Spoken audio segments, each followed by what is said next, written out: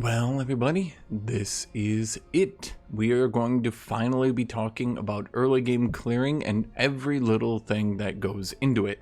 That is to mean, how do we farm the map in Age of Wonders 4 early game? How do we take our turns? How do we set up to maximize our early game? How do we maximize our snowball potential? And how can we use the, well, very quite fun early game of Age of Wonders 4 to its maximum potential? I think this is the last very large overreaching thing in Age of Wonders 4 for me to go over. Compared to most other turn-based games, Age of Wonders 4 has a phenomenal early game with an outrageous amount of choices that can really overwhelm people and actually trick them into not understanding just how many choices there are and how many things that they need to understand in order to optimize the early game. Many other turn-based games, you can be ending turn 5 turns in a row, and realistically, even if you didn't do anything, it wouldn't really be changing your thing. If you ended turns 5 turns in a row in Age of Wonders 4, you would lose the game outright. So one of the reasons it's taken me a long time to make this video is because there are a lot of things to go over. On my other monitor, I think I have 15 different bullet points written down for me to remember to go over. Now, I'm not the best at clearing in the entire world, but I think I'm definitely up there in being very efficient in my macro. That's one of the issues that is taking me a long time to go over this topic, is because I don't really like making videos when I'm not like the best at something, but there's obviously people who are going to be better than me, and at a certain point I kind of just need to get over it and actually make the video for you guys. So my hair is wet right now. It will probably be dry by the time we get done with this video. Okay, I need to remind you guys to like, subscribe, leave a comment down below on any of your thoughts or any things that I could go over more, or ideas for other videos. Any of these are great. And I have a Patreon that I've set up so you guys can help with that. Although I should warn you, at the end of this week, I am going to be playing Path of Exile 2, and we will still sporadically be playing Age of Wonders 4, but you guys know I tend to play this game like a lot for 1 month, and then I'll kind of move on to other games because, I mean, I think that's how Age of Wonders 4 content works best, right? You come back for the expansions, you play a lot, and then you can kind of play it sporadically, but, you know, you move on to other things, right? So that's just something I want to go. So first off, let's talk about how we farm the map early game. Where do we begin? In creative faction, actually. Not on the map. You don't want to be on the map when you're already thinking about these concepts. Now, why is that? That's because your traits will play a very big role in how you clear the map. A lot of people will take funny traits, a lot of people will take nonsense traits, and then not realize why they're taking so long to clear the map. The base human is pretty decent for being able to clear the map. I believe the base dwarfkin is also pretty good at being able to clear the map. Now, why is that? If you watch my trait tier list video, which you don't have to watch, but I can go over here, fast recuperation, although not needed once you get better at the game, is very, very, very effective for allowing you to continue to clear the map when you don't understand everything so well, which is a recurring thing I will be going over. Sometimes you do just need crutches to fall back on, and sometimes you do just need to get through the basics before you can move on to the more complicated things in the game. Even me, I play a lot of Feudal, and Feudal has some of the easiest clears early that you can do, and some people would call that, well, a lot easier, and it is a lot easier. Some cultures will be way easier than others at clearing, but let's then talk about traits. If I did happen to watch my trait tier list video, you probably saw that I had a lot of traits marked very strong. Those would generally be things like strong. Those would be things like tough. Even adaptable is pretty good these days.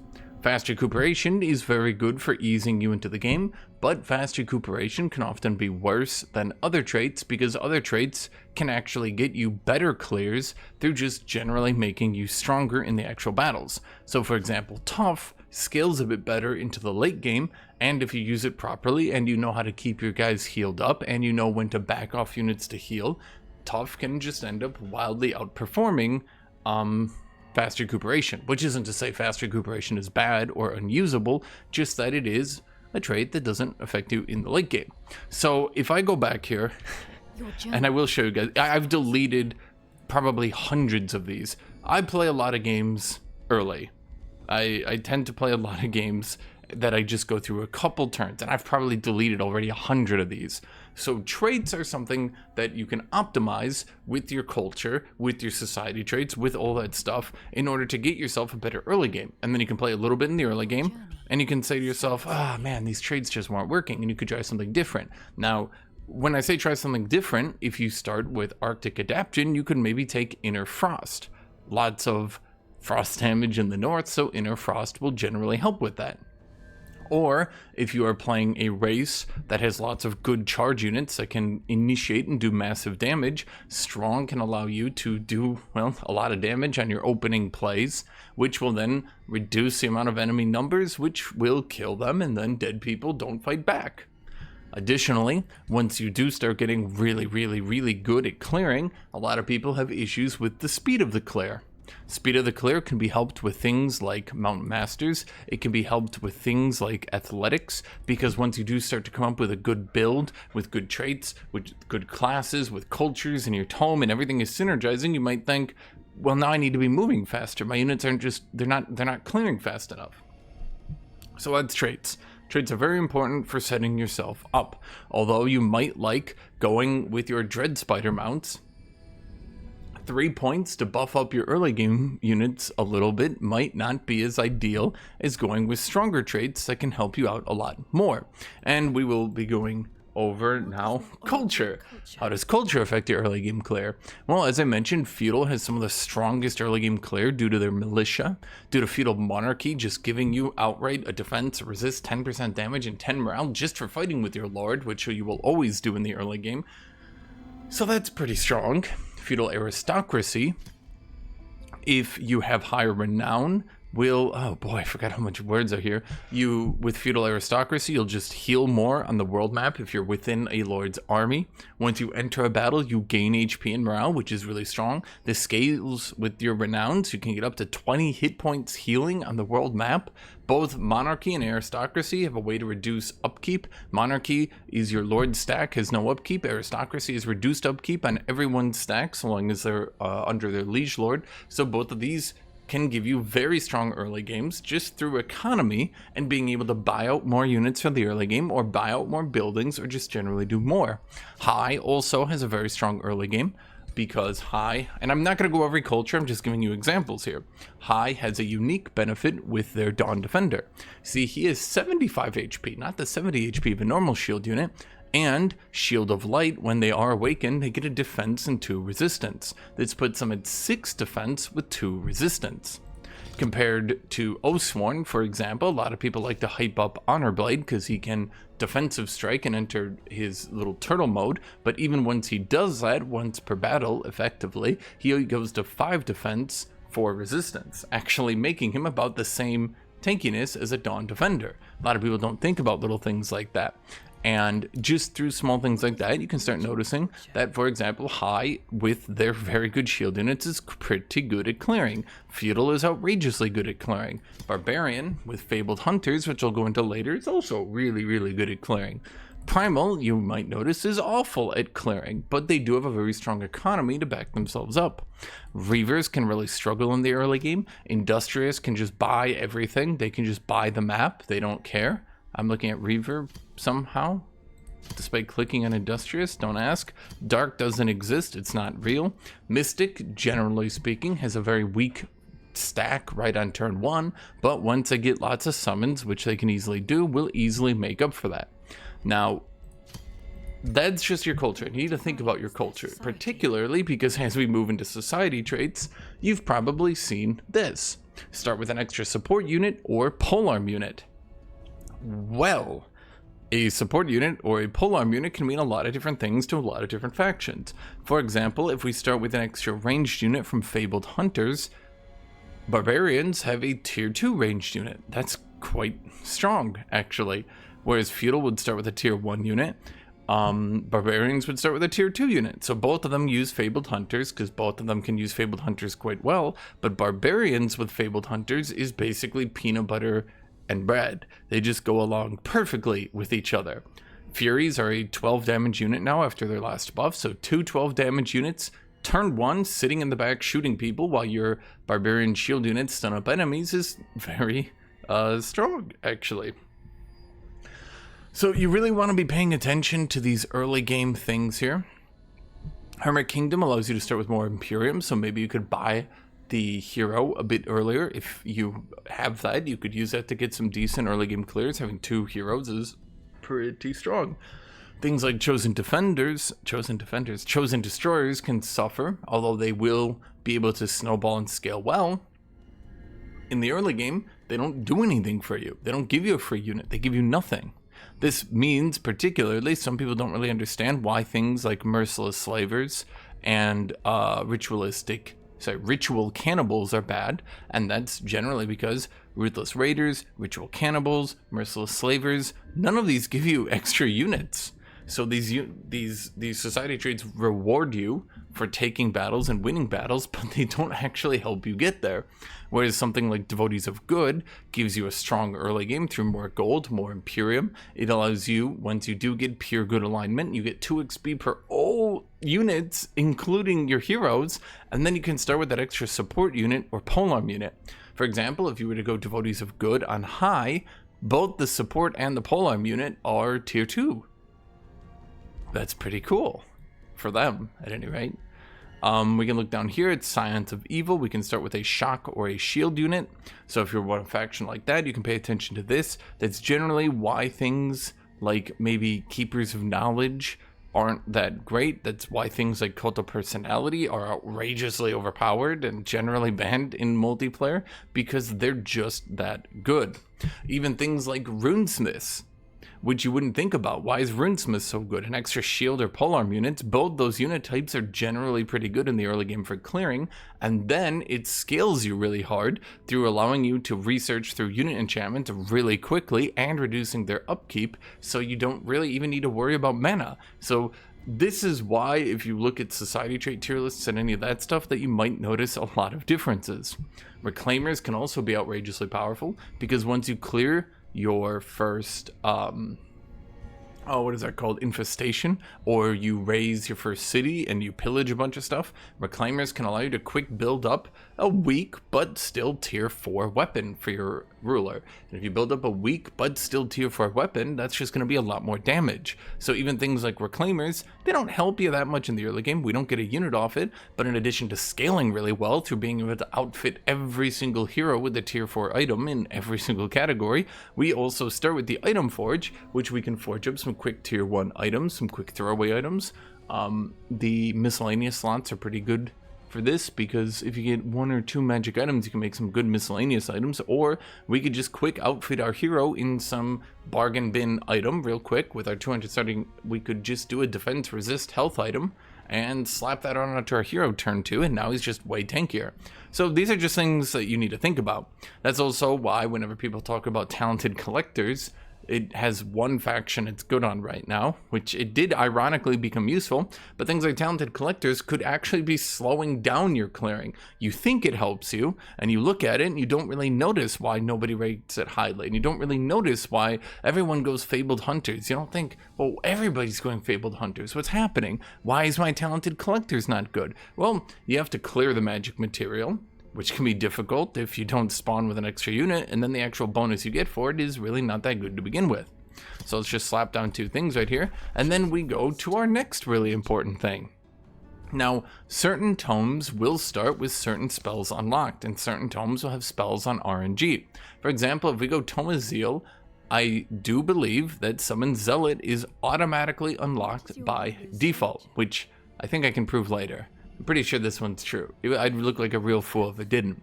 So once we have a tome, and we know what tome we want, we generally want to start with some sort of summon. And again, some tomes will automatically start with their summons unlocked, some tomes will never start with their summon unlocked, and some tomes have an RNG chance of starting with their summon unlocked. Personally, I think they should probably normalize that and make every tome with a summon start with it unlocked, because it's just needless RNG, and it's just like, this tome's better, not because it's better, but because it just automatically starts with its summon. This tome is outrageously popular because everyone will just get their summon automatically unlocked. It's one of those things that's like, should that really be that important? So once we're on to our ruler, you might be noticing that many people in multiplayer games go with the Giant King, the Eldritch Sovereign, or the Dragon Lord.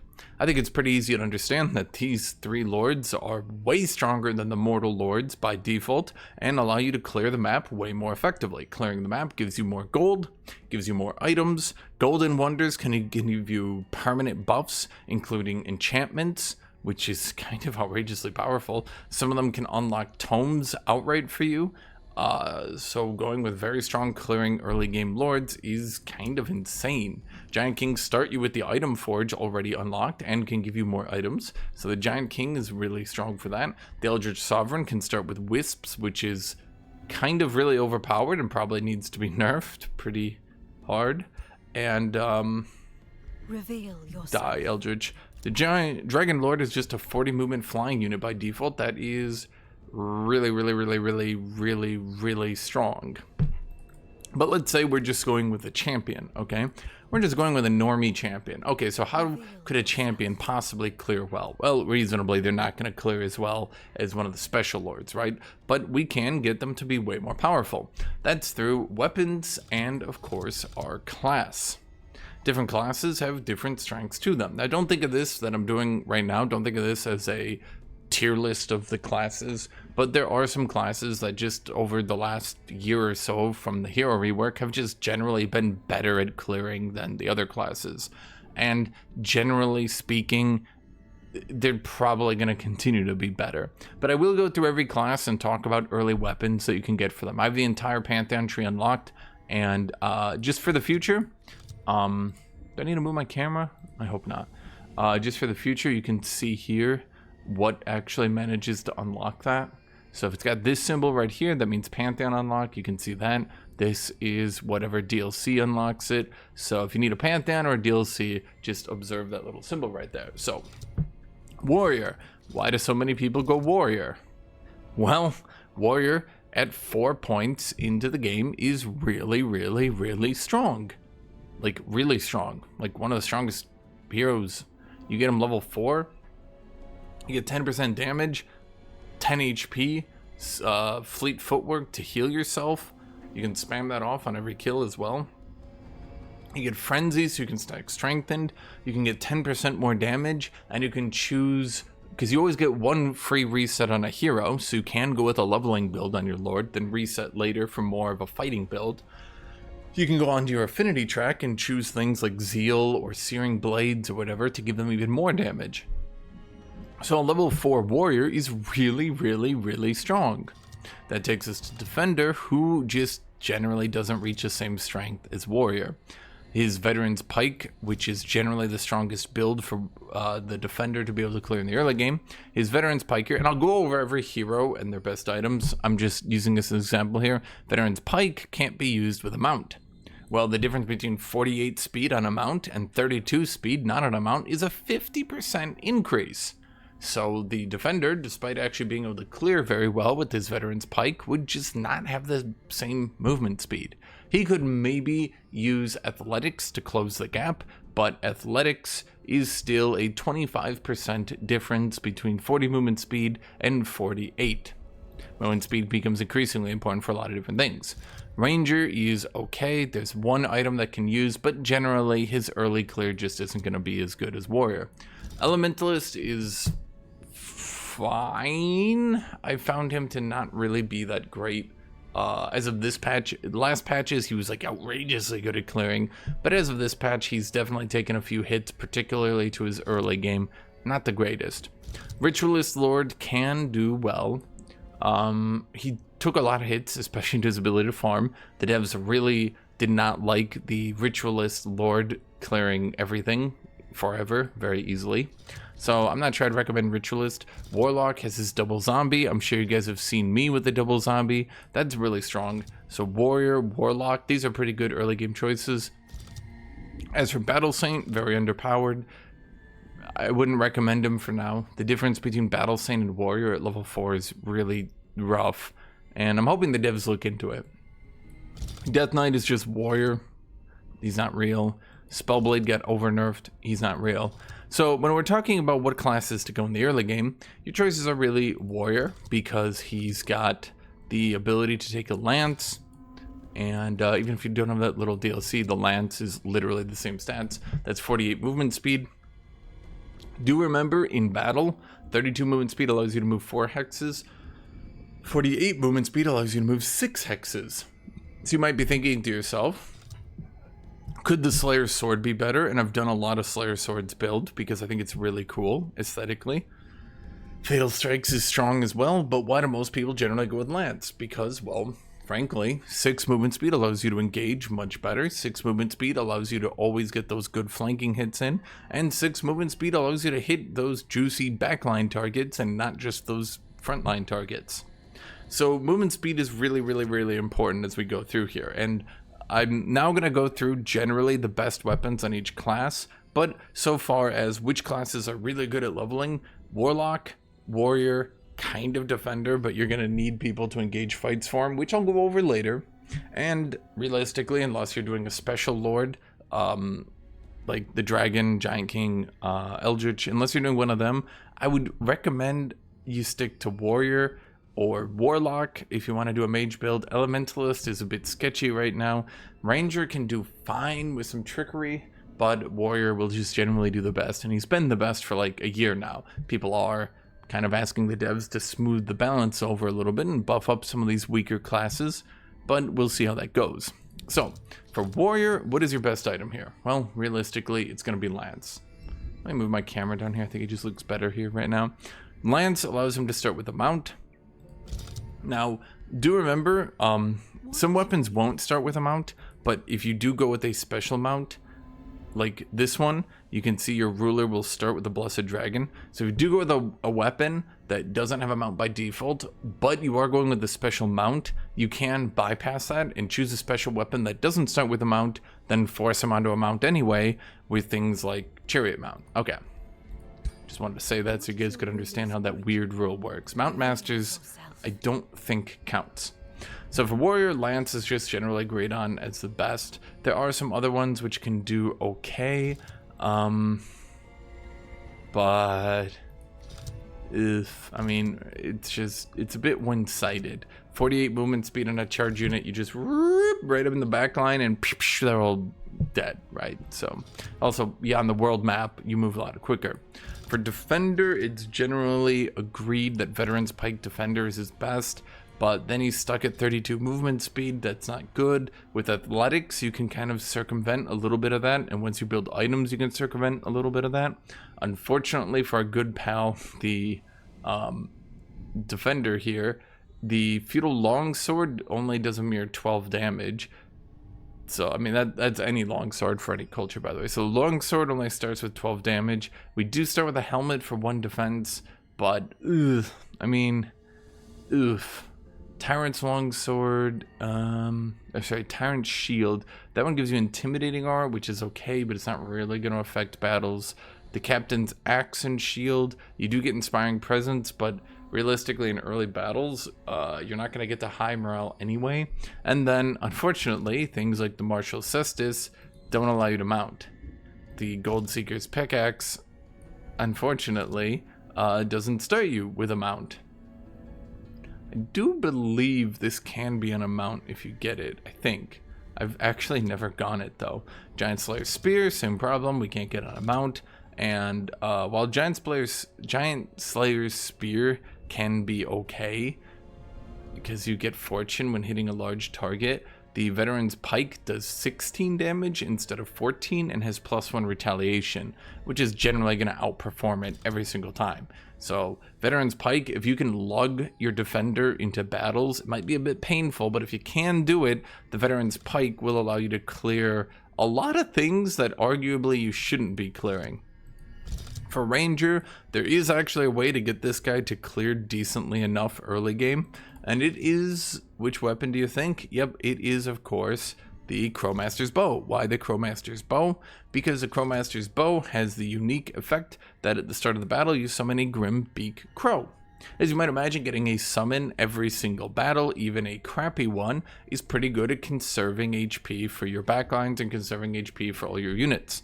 The enemies will generally try to attack the crow, which gives you time to clear out with a ranger who otherwise is going to constantly be locked down in melee, because if you take enough fights, he'll just be in melee and it won't be great. So other than that, I don't really think any of these are that great. You can always go back and use the Pantheon plus Item Forge to craft some of these items anyway. Some people have talked about funny things like Sword and Net. I think you can be... Oh no, I think Sword and Net you're not allowed to be mounted. Sword and Crossbow allows you to be mounted as well, but when Crowmaster's Bow, this one doesn't actually start you with a mount, so it's a bit screwy, but you should hopefully be able to find a mount early enough. You know, sometimes you get RNG screwed, but Crowmaster's Bow can be used on a mount. You just gotta find one, right? Okay, as we start going to Elementalist, I don't think any of these matter. You can go with these more powerful orbs over here, but the problem is if you go with the more powerful orb, the Letherite orb, you're gonna have the little problem here where now you don't have a mount. And unless you went with a special mount, starting with a mount is generally way better. The only reason I'm Ranger, I'd recommend the Crowmaster's Bow. He's getting a free summon every battle is very valuable for the early game. For Elementalist, I would generally just recommend starting with an orb. Any orb, whichever you think is most thematic. Starting with a staff, you can't use a mount on a staff, and realistically, I just don't really think any of these abilities are that great, so to speak. Staff of Necromancy gives you Raise Undead, which is fine. Cryomancer's Staff has a pretty decent ability in Freezing Blast because it allows you to pretty consistently freeze tier 1 units with a 90% chance, 1 AP. So if you do want to go with a staff, I would say Cryomancer's Staff is probably your best option. But yeah, as for these other ones, you can go Letherite Orb if you're getting a special mount. Units summoned by this unit gain Volatile Summon is actually not the worst. Magma Orb isn't terrible because it lights the ground on fire under enemies, but then it does 2 less damage, so it's like, is this really getting me any advantage? Other than that, I mean, realistically, end of the day, just start with an orb, be on a mount, run around, hit things. You'll do way better. Ritualist, you'll be shocked to know, same thing. Just kind of stay on a mount, run around, hit stuff. Movement speed's quite good. Warlock has an argument for Letherite Orb that you could eat the penalty right in the early game, hope to RNG, find a mount, and then you have Volatile Summon. So when you go double zombie, each time those double zombies die, they now deal 16 damage to adjacent enemies, which is an argument, and I don't think it's a terrible argument, but at the same time, I just think movement speed good. Okay, that brings us to Battle Saint, Death Knight, and Spellblade, who, I'm going to be real with you, just don't play those 3. I'm sure the devs will rework them in the future. So the last thing to talk about then is ambition. Oh, that's right. Actually, ambitions do play a lot into your early game clear, because particularly you really want to get to that second renown level, and clearing in the early game is also getting a stronger economy. So if you do remember these second renown levels, for example, Champion gives acquiring new population requires negative 20% food. That's pretty good. The third one is also pretty good. Wizard King is also a character you can pick. Dragon Governors are... I mean, we don't really care about Dragon Governors.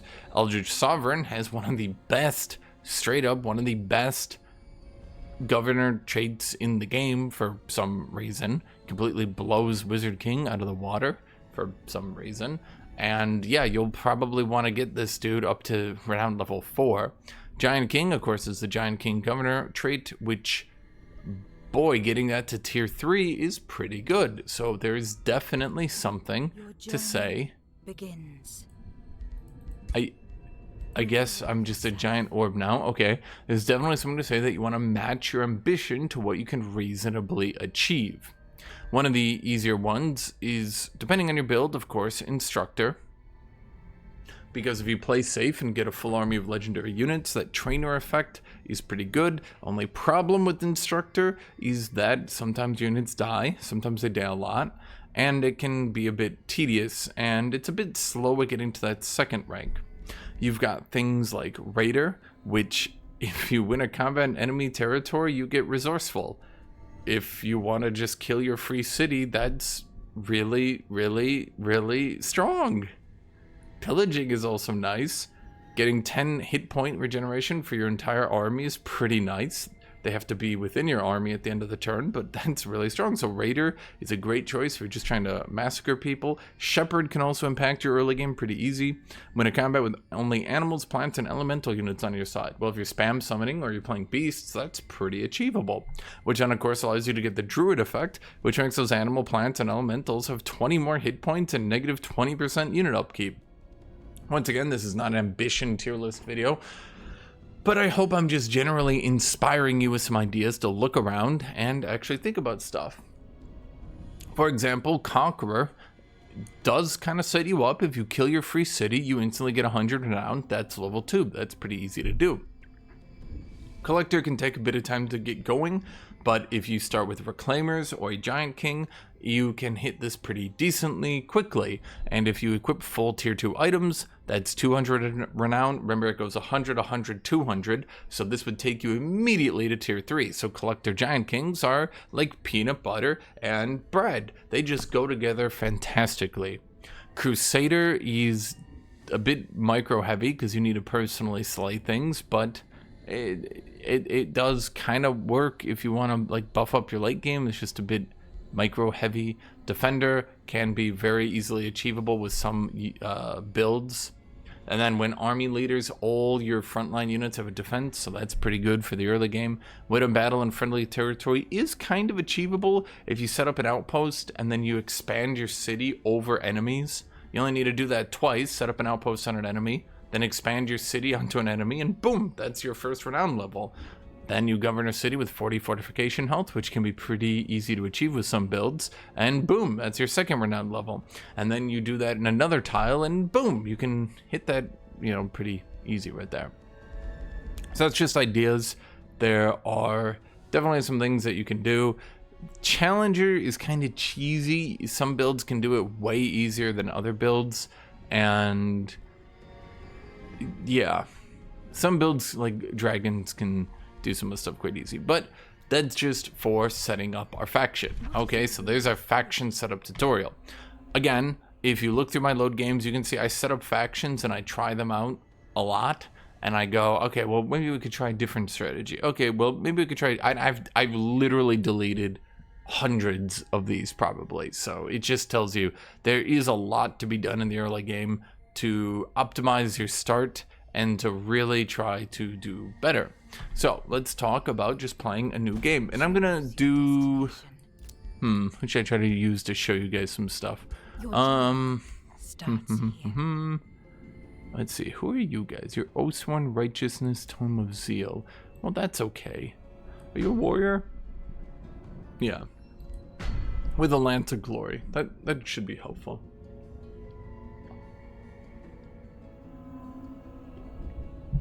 Oathsworn can be a bit funky, but every faction realistically can be a bit funky. For example, if you play Oathsworn Strife, something that a lot of people never actually think about. Some people think Oathsworn Strife, they're so good, they're so powerful. They never stop to think that if they ever outnumber their enemies, they don't get buffs. That means Oathsworn Strife can, like, in 80% of their battles, have no damage buff. So every faction has its own little quirks that you need to get over.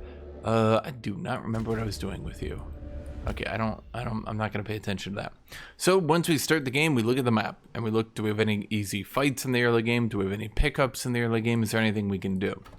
For your early buildings, it really depends on what you're trying to do. I really like going workshop.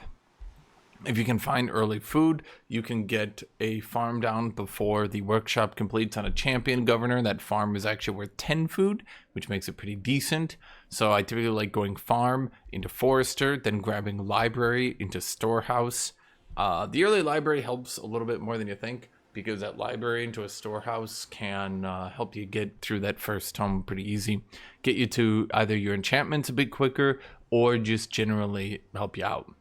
After that, I like putting down the quarry, getting maybe some gold, but getting to that Arcane Institute is also pretty good because 15 more knowledge. You don't need a research post until Academy, so you can easily get through the library and the Arcane Institute without really much of a hassle. You can see the Arcane Institute's only 250 production to that 130, so if you get a bit lucky, it's not even going to take that long to shoot that out. But you can now see these numbers right here. I move my camera here because I think this works better once I'm in game. When we're looking at these numbers right here, you notice every single unit in this stack has different movement speed. That's true, which actually a lot of people never think about. So let me move my scout up here, and he will grab that production, and then we move up here, and there's no early game fights. So let me actually do a different one.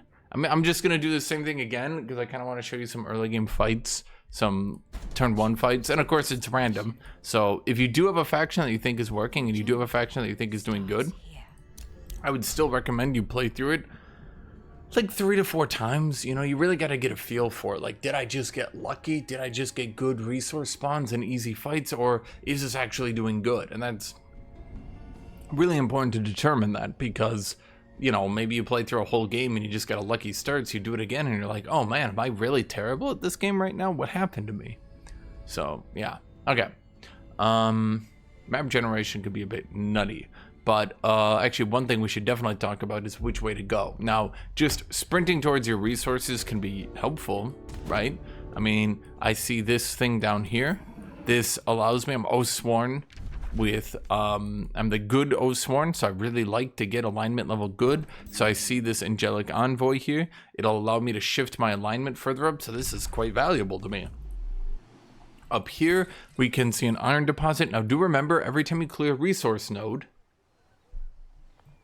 farms give food. If you clear an iron deposit, that gives production. Clear a gold mine, you get gold. Clear a mana node, you get mana. I mean, it's really easy right there, right? If you kill heroes, you'll generally have items. Heroes are a bit rare, but they do spawn out there in the world. You can also get items on pickups and just, of course, randomly.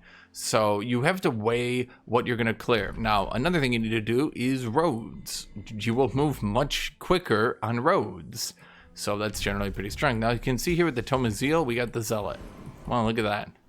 We're going to research Tome of Zeal, Legion of Zeal, just to get that enchantment to help out our clearing. And that's pretty typical for a Tome of Zeal start. They start with the Summon Zealot, that's pretty strong. There's a mana node to clear, we can get even more mana and potentially start casting him turn 1, but this time we don't. So let's look around the map. There's a few things you can actually see in the Fog of War that a lot of people don't even think about. Before you even unpause the game, this Fog of War is sometimes more of a suggestion than a reality.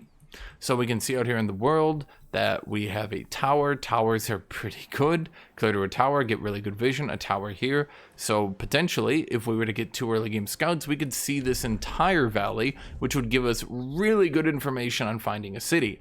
There is also the capabilities you've probably noticed of sometimes you can even see tile improvements through the Fog of War. Oh boy, we can see this is going to be a Legends of Merida right here. Love me some Legends of Merida. We can see over there that looks like a conduit, so that'll be a free city likely, unless I'm totally mistaken as to what that was.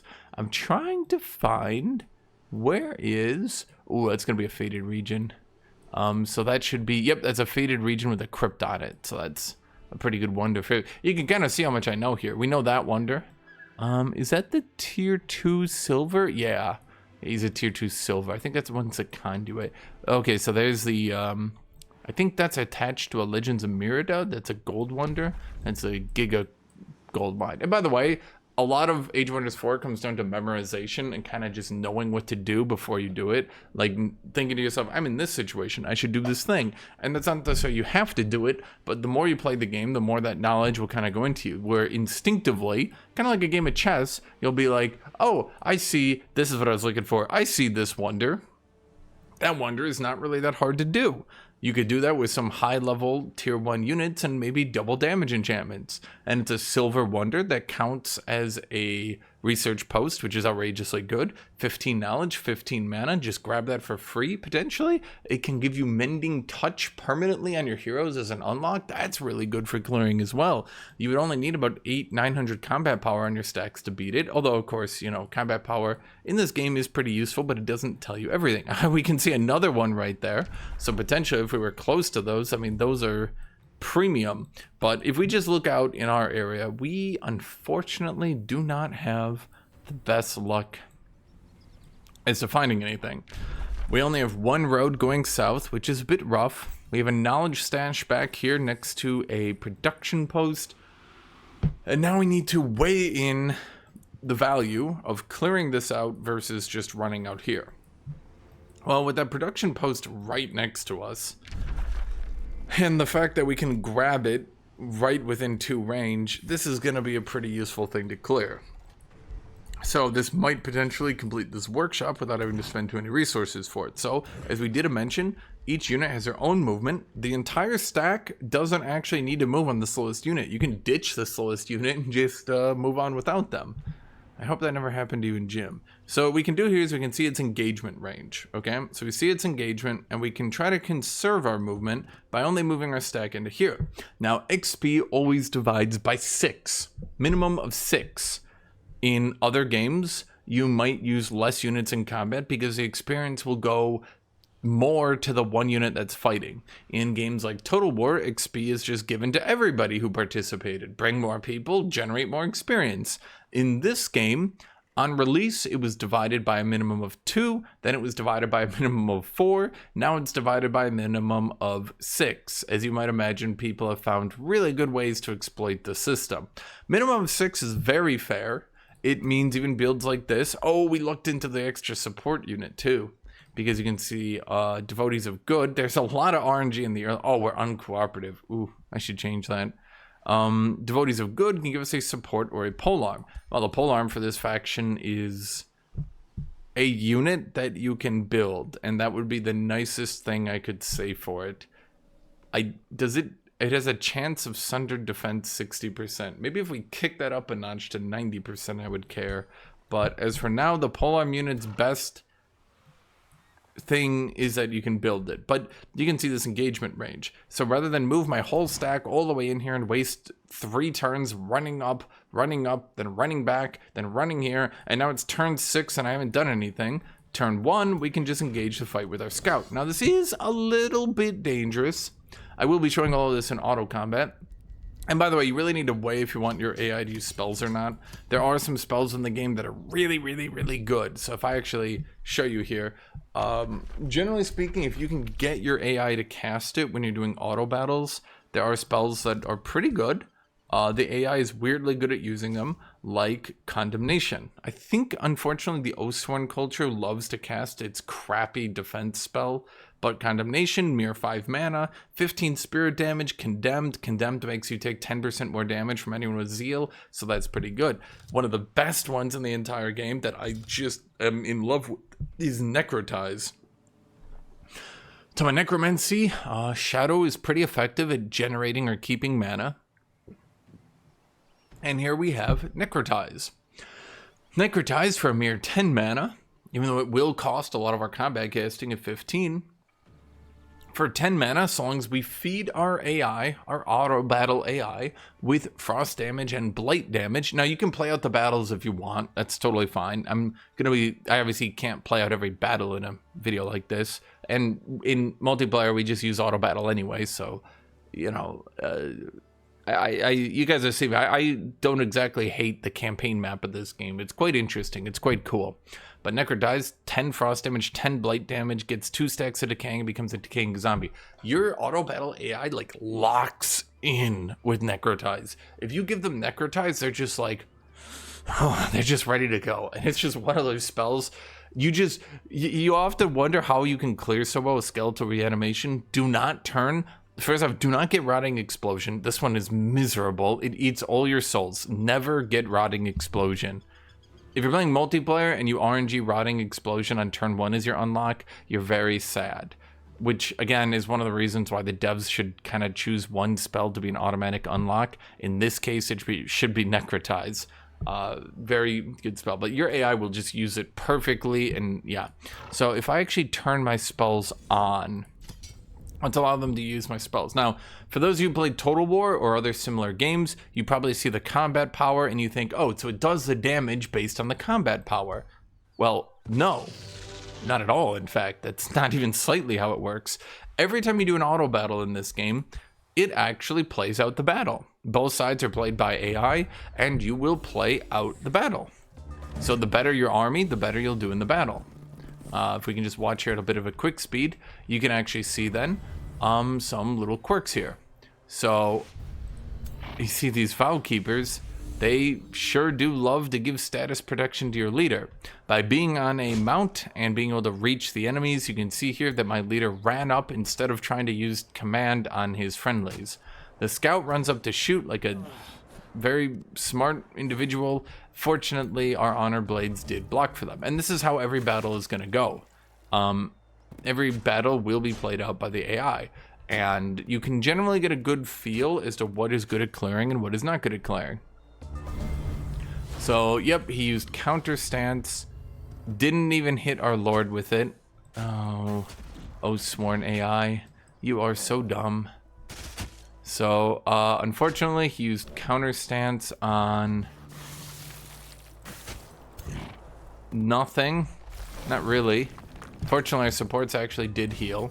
The Honor Blade manages to win that one. Our Lord manages to get that kill. We give more status protection to a unit that really doesn't need it. If you're wondering why the Sworn early game can sometimes feel like weirdly bad, despite the fact that it shouldn't be, yeah, this is why. So again, we do play out the battle, we do cast our spells. Auto battle is not like Total Warhammer at all. So we get an item on good RNG. Lightning Sword is not too helpful for us though. We get some production in our city. If we have Fabled Hunters, that production is increased by 75%.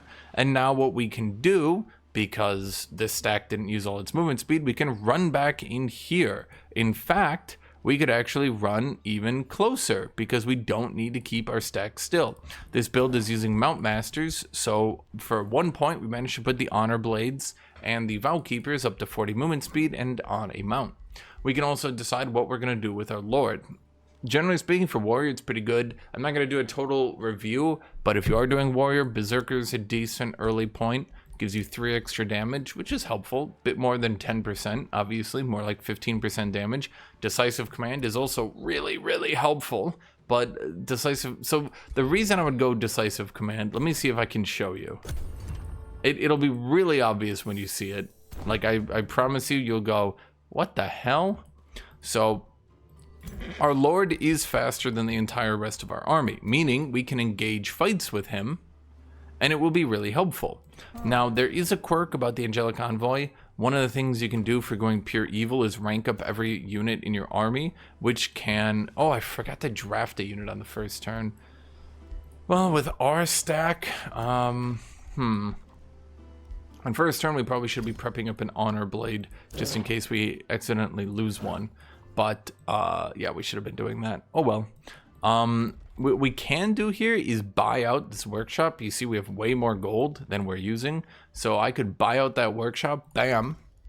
Now we get all those resources. We get that draft. We get that production. We get that... I think it's only draft and production. We get all that right now instead of in the future. Because we had gold. Gold that could be spent on it. Now, of course, you need to decide what you want to buy out and what you don't want to buy out. By buying out that area early game, I do not need to build a farm. Now, I could still build a farm later if I need to get out a boost for a trading hall, but now what I can do is on my first population, we can instead go with a forester and boost this library into boosting this storehouse. So that's pretty good. But let's talk about this battle. We can see its range right here. And let's go engage it with this dude. Now, of course, you always want to go look at the enemies. We can see a seal bearer that's pretty decent, an arbalist, and a protector. Unfortunately for our poor enemies, I can tell that this battle should not play out too well for them. Now, why is that? Because with 2 ranged units, It's pretty likely our good Guthuk, with his 6 movement speed and his decisive command, he'll probably use decisive command like a complete dipshit and use it on the support because he loves doing that. God, I hate Vow Keepers.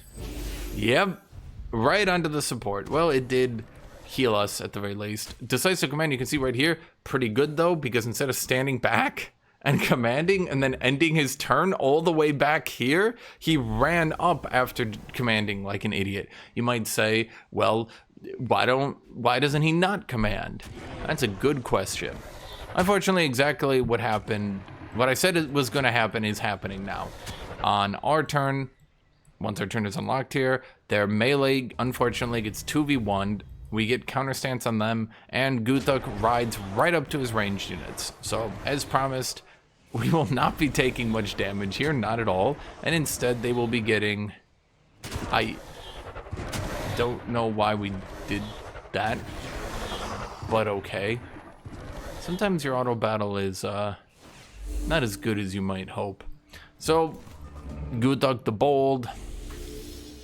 Oh, he did seal me. This guy goes into defense mode because the AI realizes it just dies to the retaliation attack. Do we get status protection? Absolute perfection. Guthuk gets the kill here.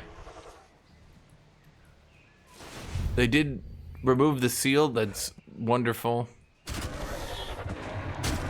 And our melee units run right up to this guy and lock him out of the fight. So exactly as I said, you can kind of get used to this sort of stuff.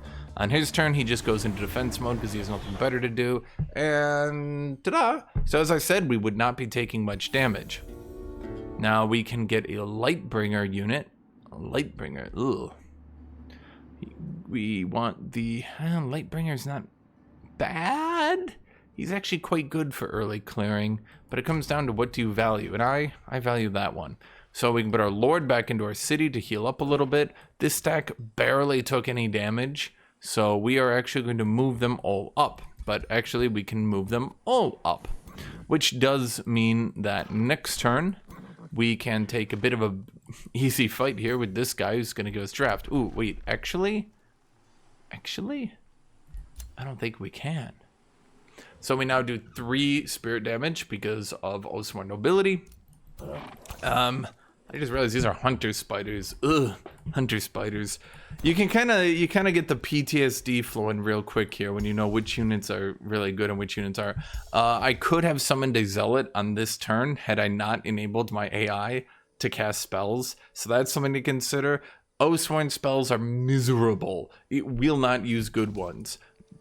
Counter stance, it only uses 5 mana, but boy oh boy, like if you were the player were using it, that would be like an insane spell, counter stance. But the AI casts it before moving into position, so it only typically hits like 1 or 2 units.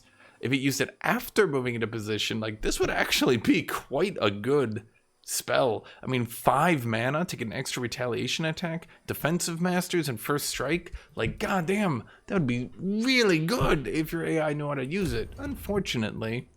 So in this situation, once again, we still are on these original 6 units. None of them have really received damage. Unfortunately, it is turn 3, and we're not really close to our city. So what we have to start doing is moving on. Guthuk with his 48 movement speed is going to start spreading up, and we need to start looking for our city. Now, whether or not to pull your scout into a fight like this is actually a decision that you also kind of need to actually make. Scouts against hunter spiders are notorious for just getting rammed down and dying, particularly if you start them in a different stack. Because if you start them in a different stack, they'll be on the edge of the map and they'll run up and shoot a hunter spider for no goddamn reason, and it'll jump on them and devour them. And you don't want to just be feeding the hunter spiders. So if we're moving off the road, we get less movement speed, so we only need to move 1 unit here. So let's move this 1 unit, let the AI use their spells, because why not? Once again, we can see the combat replay. There's only 2 hunter spiders, and by the way, Oathsworn Strife would be getting no damage here because we're outnumbering them. Okay, so turn 1, they use their heal. That's not too bad. They get immobilized. Yep, okay, so hunter spiders didn't do too bad here. That counter stance was also not too bad. So, yep, Guthuk on his mount can just run around the map. That's pretty good. Our AI finished off the target. That went pretty well. I'm actually wondering, how did this go? Okay, you just took a lot of damage from that. Yep, he uses his command on the support unit. I don't know why it will always go to the support unit, but you would rather have him command than attack, than command the support unit than not attack. Now, once we are level 3, and see, this is why I'm saying this game is so interesting in the early game, we have even more choices. So once we got rid of our shitty regular command, we moved on to decisive command, which is basically a 1-point tax of champions, which is another reason why champions just don't clear as good as other specs. It's quite frustrating. But we can get the healing, but that's only for units in our army. We can get the XP, but that's only for units in our army. See, the problem is in this situation, we don't know if all these units will end their turn in our army, because we are 48 movement speed. We could move right past our army. Well, let's move the scout up. We got some draft on that fight, so we can scout out, well, I mean, recruit a few more units. But what we could do right here, because I know Oathsworn doesn't have the best economy, I don't really want to be losing my units that much, so we'll actually move into our stack and take the skill points to heal up a little bit, because that's just generally pretty useful. Do remember, each of these units has an experience. This guy's up to a soldier. Each of these gives you more health. Each of these gives you a lot more health. In fact, you get up to 50 more health. At Elite, you get a defense and resist. That's 10% reduced damage taken. Remember, each defense and resist is 10% less damage taken. If you were at 10 defense and you got one more defense, you would be taking 10% less damage than you were before. That means you get 3 defense. Is that 30% less? No, it's 10% less, then 10% less of that, then 10% less of that.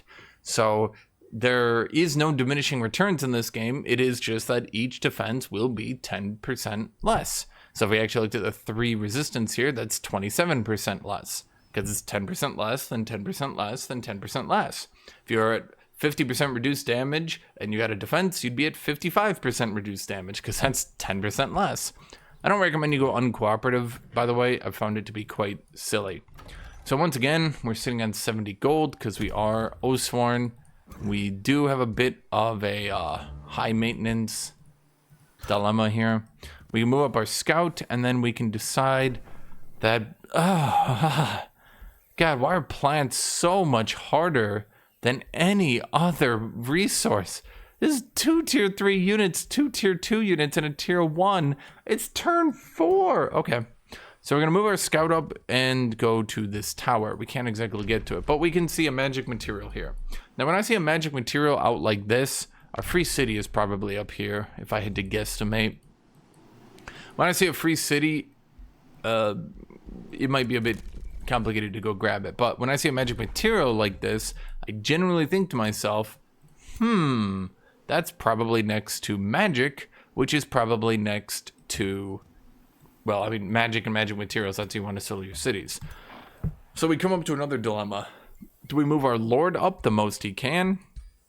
Or do we sit back one tile to heal our units? Well, in this specific situation, we'd only be healing 1 unit because we're definitely ditching the Sworn Guard. So I'm actually going to opt. I'm going to move up to that, but we're definitely not taking that fight. You really need you need to think about how much it's worth. We get 10 reduced healing here, and this guy, he still heals to full. So if we stayed back 1 tile, we'd just be getting 10 healing on the Vow Keeper. It's maybe not worth it. So we did finally get to 85 mana, which allows us to do a summon. Summons are quite useful. So we end turn again. We're now into turn 5. You can see how just complicated these turns can take, right? So we check here. Okay, so we can see a wonder here, but we haven't seen any mana crystals, which is worrying to me because I really do like finding mana crystals, which means a lot. Okay, so what we could reasonably do is cut our losses, settle a city here because we're starting to fall behind a little bit on our city settling. We could try to settle a city here, and that puts us in range of a magic material here, magic material here. That's pretty good. There's probably a mana crystal out here somewhere. But now, well, let's think here. What we could do is a bit screwy, but our Vow Keepers are a bit not the greatest either. This is a bit of a tall order. But as we're following along on the road, I'm going to do something perhaps a bit unorthodox. I was hoping to try to find a magic material here. I mean, a wonder and 2 magic materials is a fine grab, but I mean, I really wanted those. There's gonna be mana crystals out here.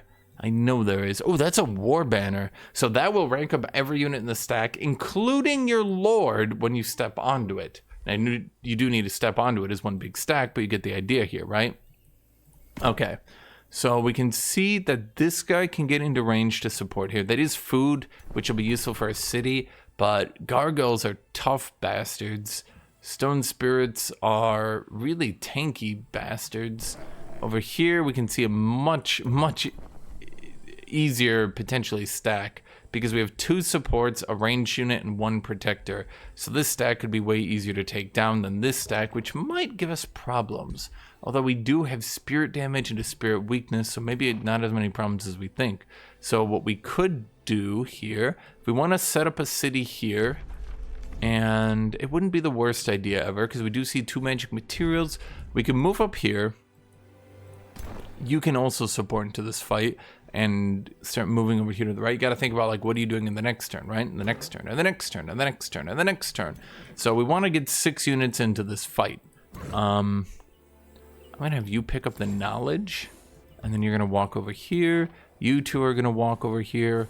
Now, once again, we're running into the issue with our scout, because our scout, we don't really want in this fight. But what we can do is summon a zealot down here, and have the zealot engage the fight while our scout goes and, well, scouts. Because, okay, there's going to be magic materials. So right here, we can see a perfect spot for a city.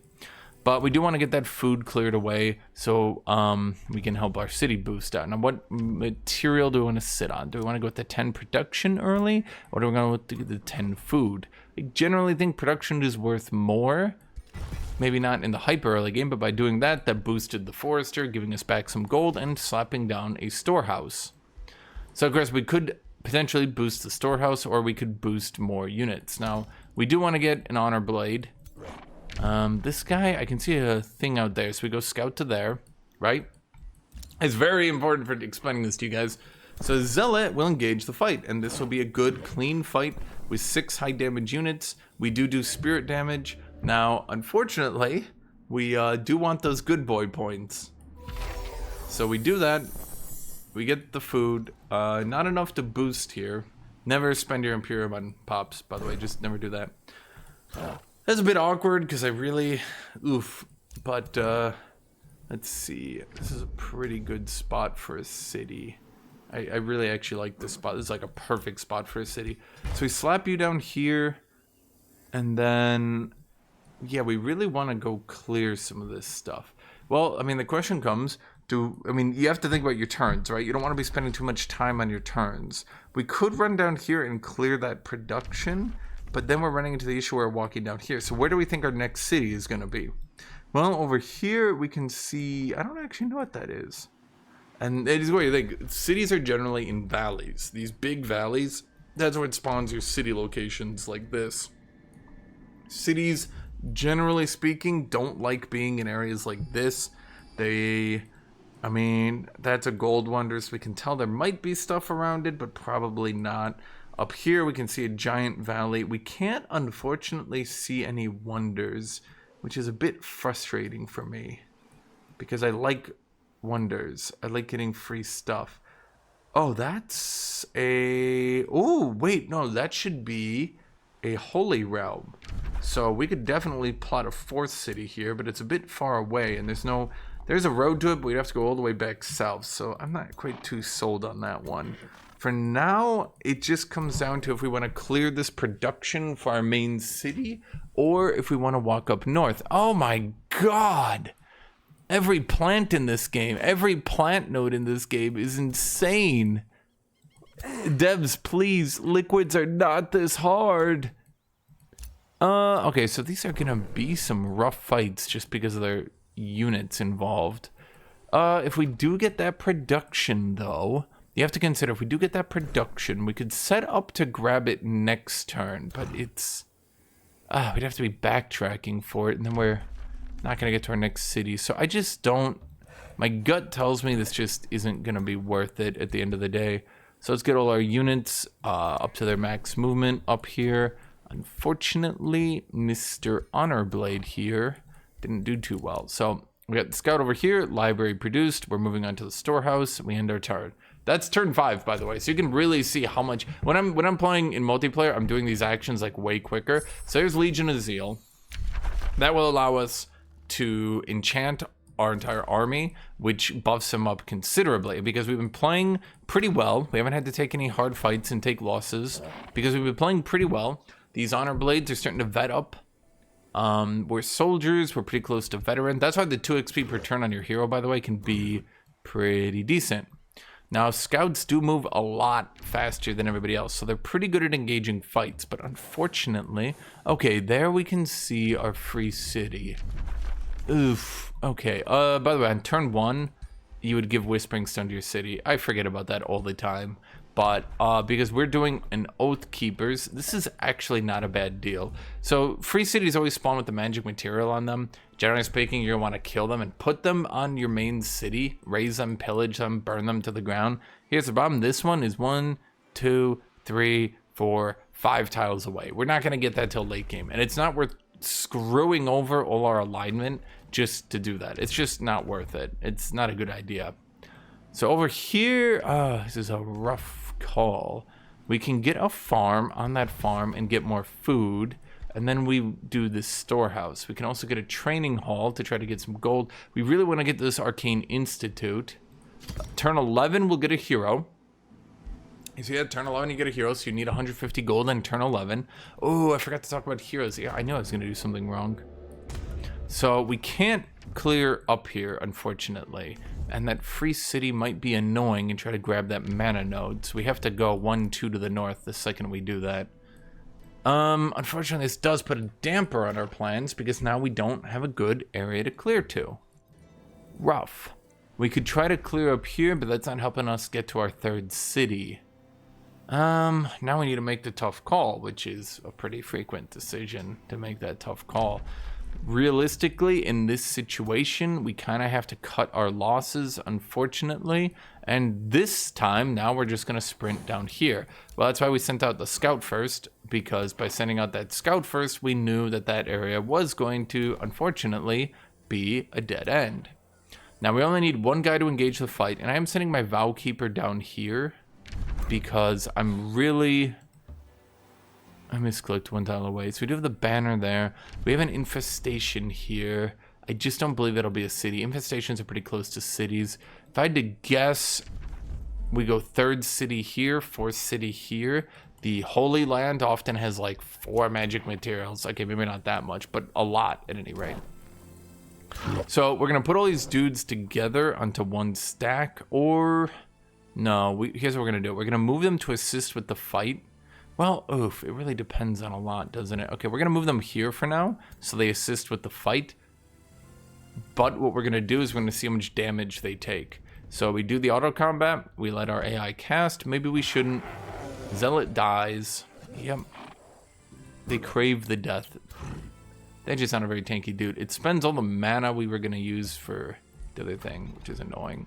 We chewed through the library. We're chewing through the training hall now as well. So we want to get to this Arcane Institute. We could also go stonemason on 2 farms. We could hurry production on this training hall, but I don't think it's worth it. We just want to see a little bit more. Okay, you took so much damage, but you've got veterancy. I'm going to put you in this stack to heal up a little bit. Because remember, we do heal. Okay, there's a magic material. So there might be a city out there. Maybe. We end turn again. And remember, we're just going through examples here right now. 2 magic materials, a mana node. These are all pretty good. We upgrade you into a city. Did I forget to do that last turn? No, I didn't. Okay, so you built that, and now you need to build into what we think is most applicable. Now, do we want to rush the Arcane Institute? Definitely a play. Do we want to rush Stonemason? I think being a champion governor gives us a little bit of leeway to rush Stonemason, because champion governor gives you 5 more food per farm, so that will help us a little bit in just scaling quicker. But a lot of times, you know, it just could be better to go with the easier option. That is an unguarded... Oh boy, okay, I see that. Okay, that's 2 mana nodes down here. So you're gonna have access to 3. 1, 2, 3. our main city. Are you ever going to be able to get down here? 1, 2... Oh no, that mana node belongs to our main city, so maybe we don't want to go down here.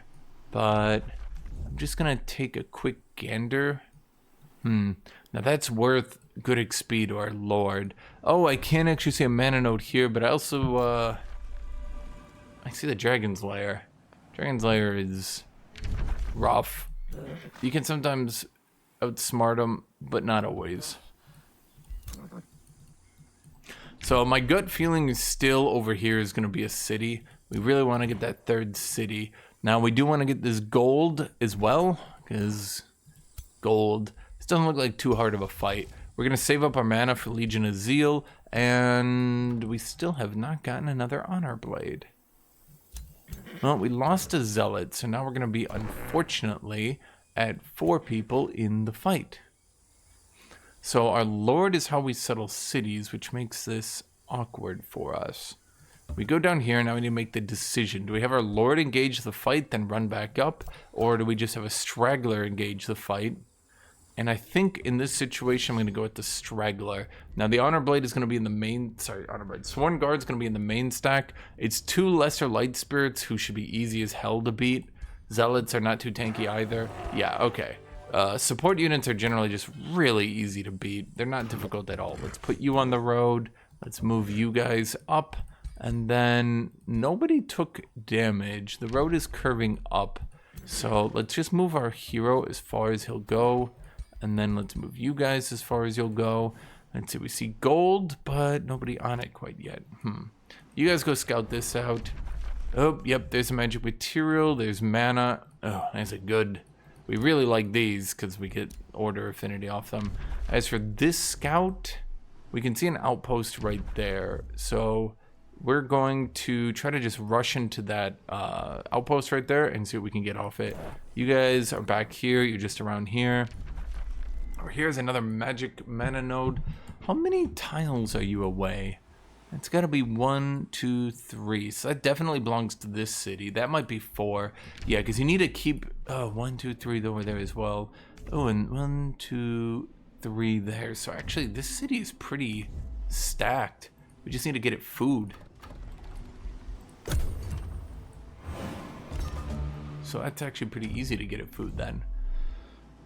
Now, you can go production, which is generally better than gold, but gold is also pretty good because it makes you not bankrupt. If you go too much production, you're going to put all your money into producing stuff. And if you put all your money into producing stuff, you're going to run out of money. So that's just a decision you also need to make in the early game. You'd be shocked to learn how many decisions you're going to be making. Okay, so up here... Oh, it's 3 shock units. We're almost guaranteed a death on 3 shock units. Depending on how it positions, of course. We have more mobility, but often mobility doesn't mean anything. Shock units are tough little buggers. So we got Legion of Zeal coming next turn. Our reinforcements are all the way out here. We could have grabbed that mana, I suppose. That would have helped us out. And I can feel in my gut that there's going to be a city location here. We might have to clear a bit. We're getting a bit far away from our capital, but my gut is telling me about that city location. So we could clear that and get gold. Getting that gold would allow us to rush through a stonemason and not much else, truth be told. I can already tell we're going to be losing a few units here, so let's try to prep up another Oathsworn. You can get into range to assist. You can also get into range to assist. Your pikemans, you'll do pretty good here. I really want my hero out front.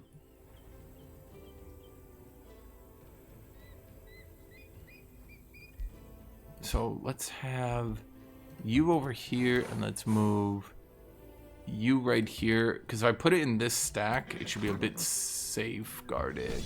Yeah, this is going to be a bit of a challenging fight. I promise we'll probably lose 1 unit. But we might be able to... Oh, it took out the Vow Keeper. Well, that's not good. I thought it was going to kill Spear Lady, not Vow Keeper. That's no good. We don't have Fabled Hunters, so our ability to clear is pretty limited. We can see... Yeah, so that's the problem with taking fights like that. And that's something you have to weigh, because now this fight is going to be way harder. Now, that says 2, but yes, it's always going to have hidden units. So, I just wanted to show you the hidden units. Now, that could be a creature cage unguarded, but I doubt it. As for you, Mr. Scout, you could follow the road down, because if he follows the road down, you don't want to move into the haunted graveyard, but yeah, it'll tell us some stuff. Okay, so the scout's going to be over there, so I kind of want to get the Vowkeeper back into my army. Then this guy, what is this guy going to do? Well, as we said, he's out here checking for that to see if there's anything worth looking at up there. We get another Honor Blade on the move up and turn. Now, we do have Zeal, which is why maybe taking that previous fight was a bit of a rough decision. 3 shock units. As I said, you generally don't mess with shock units. Supports are free. Like, supports are just easy bucks, right? Fanatical Workforce is amazing. But, oof, shock units, oof. So, now all our units are kind of beat up. The problem with having your units beat up like this is now when we take fights... And we might have to step back and heal for a second. Now when we take fights, it's actually going to be difficult. So... We could run back and heal for a turn. But I really wanted to get that next city. So let's just skip the fighting for now. And I would have preferred to have a scout up here. I mean, Holy Land, like, always has a good city location. Like, always. It's a bit rough that we don't see anything. What do you guys see down here? Is that free? Yeah. Free knowledge. That Vowkeeper, we're going to be bringing you up as well. And a scout. Yeah, as I figured, nothing worth it up here. Desecrated Temple. Now, how... This land always has mana. Well, not always. Is that Desolate? Oh, no, that's a Ruins. Ooh, Ruins are actually interesting. Typically means... like a special area. Now, what we could be starting to think about doing right now is how to clear backwards to clear all this stuff up. So, like, what would our clear path be? We could follow along the road and clear the stuff into here. Taking that bad battle with the shock units is definitely screwed with us, though. So, we definitely didn't want to do that. Shock units are rough because your units run in, their units run in, you take damage. Man, is this gonna be me being an idiot? This might be me being an idiot. Oof. And this is how you can easily make mistakes and screw up your game. I saw the Holy Land and I was like, oh, there's gotta be some good stuff there. There's gotta be. Unfortunately, there's not. And unfortunately, that's even a Legends of Merida, so I don't get anything there. And you can see how easy it is to screw up your game. What we should have done, I'm gonna tell you this for everybody watching here, what we should have done is gone back here, and we should have gone for that magic material, because magic materials always have good stuff around them for the most part. I mean, so I think this run is barked because we greeted too hard on the shield units. Vampire Spider Hatchling is just gonna help us scout. So Mr. Vampire Spider Hatchling, you go down there and grab that, and I promise you, it's gonna be stuff around here. They always set up cities like that. I'm not crazy. They do it. Here. If I look around here, Crossguard founded. Yeah, you start with the workshop. Okay, there's gonna be... I just need to go check here. This is why I play a lot of games, because sometimes I have bad habits. Yep, okay, see, so there's a magic material here, a mana crystal here. There's always mana crystals near magic materials. You gotta find them. They're like kin, cousins.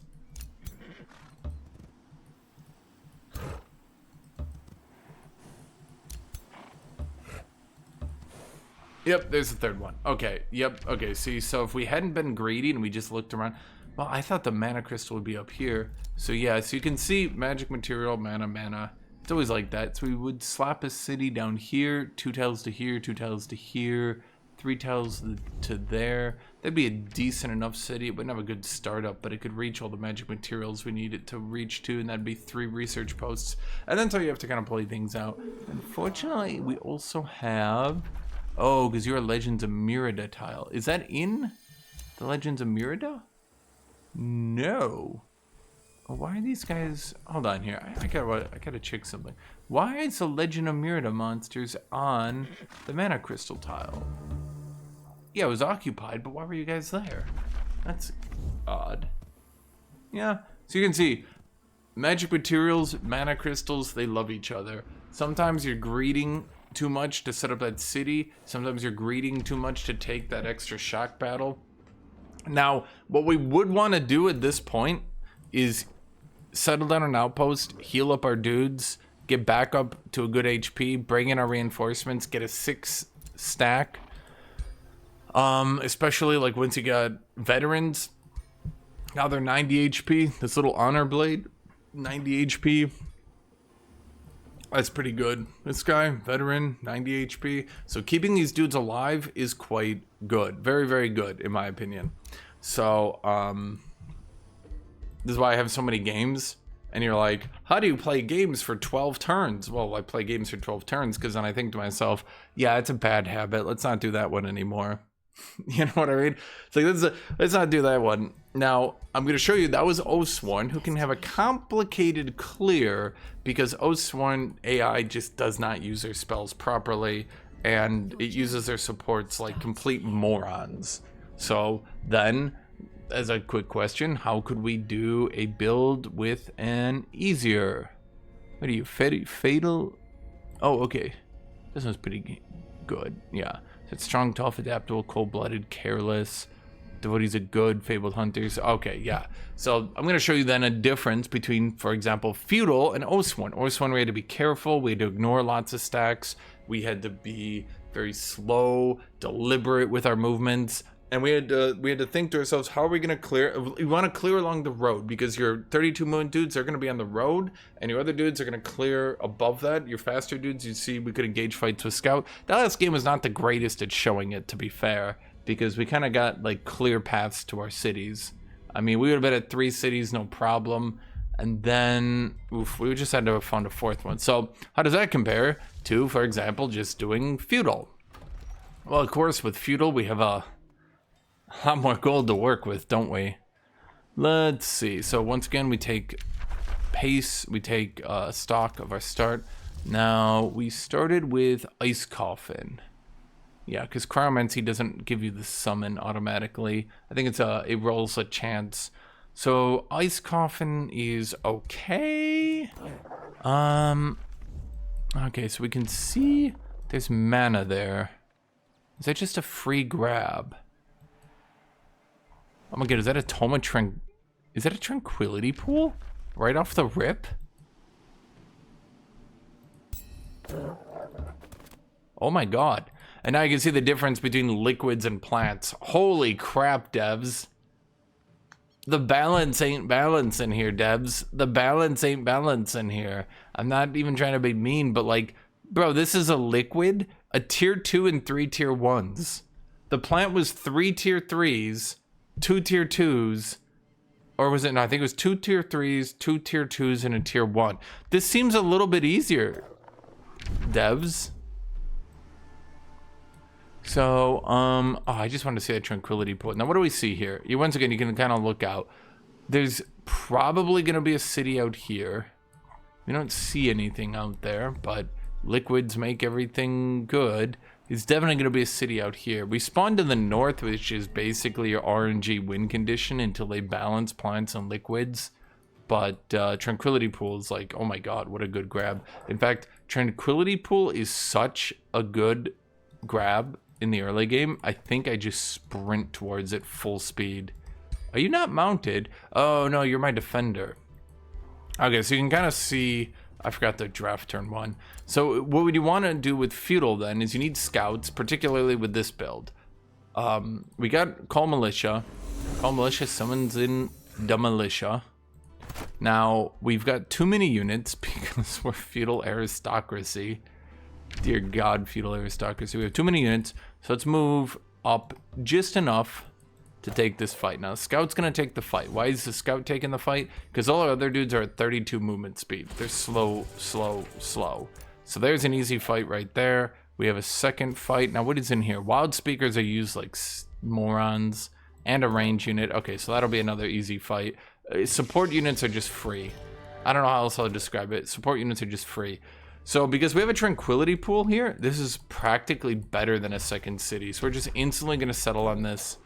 I assure you, this is as dumb for you as it is for me. You see a tranquility pool, you grab tranquility pool. Now, as for over here, I see, like, I can see a mana node. 1, 2, 3, 4, 5. 1, 2, 3, 4. So this stuff goes to my city eventually, but for now, we just want to grab it. The road ends here, and realistically speaking, maybe we should have gone over there. Because we're fabled hunters, we already completed our first building. Yes, really. Now we're going to go into, let's see, House Hunting Grounds, because we are feudal aristocracy. House Hunting Grounds could be helpful, actually. You guys are all out of movement. Scout, yeah, I see if you engage with Scout too many times, they, well, they die. So, you can engage with them a little bit, but you engage too much, not so great. Okay, let's just use our archer to grab that mana then. And we definitely didn't want our AI using Ice Coffin. Well, actually, to be fair, the AI using Ice Coffin made these battles quite easy. The ruler levels up. Now, because we are 32 movement speed and we love... Aristocracy loves being next to each other. It's like their favorite thing in the world. We even got a hardy helmet. Bro, the difference is palpable. Are we an instructor? No, we're a collector. Why did I go collector with this build? We're still gonna open decisive command. This start was a bit weird, but this is how starts can get weird. When I see tranquility pool, I just sprinted. Until that gets nerfed, just full speed ahead, sprint that shit. Okay, let's get you back on the road. We can see another mana up there, as well as we can see an infestation. Okay, so this might be... I mean, this could technically go into our main city as well, eventually. Oof, now I need to start making the call. Well, these guys need to get back on the road, so that's a bit awkward. I have a Dusk Hunter here, but because I'm playing Feudal, I just have way too many units. What we're going to do in this situation, let's get a Scout, buy this one out, send you to the right, and see if we maybe... Yep, there's a free item as well. A Ring of Endurance, not very good, but what are you going to do? And let's see. That's a Conduit, so that's our free city. So looking to the Fog of War is really good, right? And then we're going to go over here, and we got the Ring of Endurance. We're Collector, so we want to get all these items on. Now this Archer... I guess let's just send you north, right? We want to do Scouts because this build can get a lot of good stuff. Okay, let's bust you out, start the library. Okay, well that ends the path. We don't really want to engage that much with that Scout because he will die. Now, this is awkward because we're at a total 32 movement speed stack. So how do we manage being 32 movement speed all the time? Well, we're going to engage, uncheck you, and what we're going to do is follow along the road and have these dudes on the side go engage for us. So, because we're Fabled Hunters, that just gave us a lot of resources. Fortunately, we can't put a Forester down where we want it to be. That's awkward. Well, I guess I should put the Forester here. You need to tell me if there's anything out there. Well, there's a Conduit, but more mana nodes. Magic material. Well, if we expand this city primarily left, we could actually expand this city to the right. Well, we got the... I mean... Yeah. Some crazy stuff happened. Let's get you XP per level. Now, these units aren't great for XP per level. They're kind of early game crappers, but you never know. This guy can go engage this fight as well, unless he can't. Okay, well, that's silly. You walk up here. You walk up here. This is how you have to do it if you are kind of clearing like this. Suppose we could have tried to clear that mana node. Is there going to be enough? Oh, yep, here we go. Okay. So if I see that, that's where the tranquility pool is for a city here. So we can't put a city on a tranquility pool because then we can't put a research node on it. Mechanical strong room. Oh boy. Okay, so we could move this city maybe right, and then we could set up a second city out here. But we actually ran ourselves out of gold this time. Let's think here. We would want the city to be a bit further to the north, maybe. We could put it here. No, that'd be bad. We could put it here. 1, 2, 1, 2, 3. 1, 2, 3, 4, 5. That's a bit rough as well.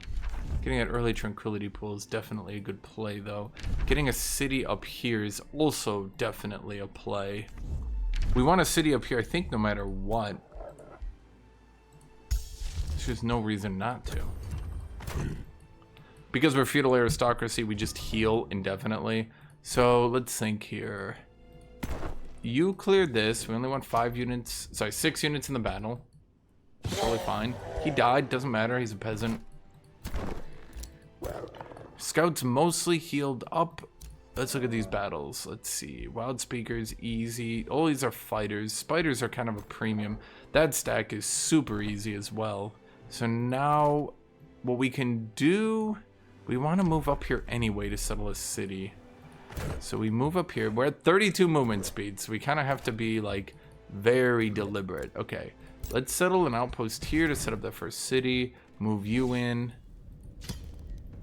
Take this battle. He's dead. Doesn't matter. He's a peasant. Like I'm promising you they enjoy it. They like it. It's like their thing. They enjoy the death. Okay, we can only get quarries. I'm gonna get a quarry up here to scout.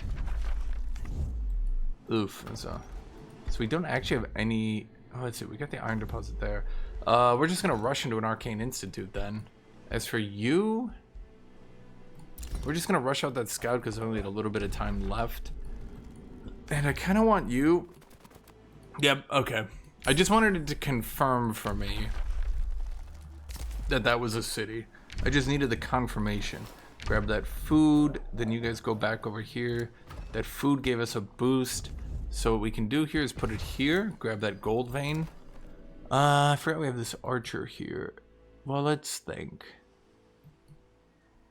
That's a production stash. That's a haunted graveyard. That feels like a future problem. The Crusader host is definitely a now problem, though. That one I don't like.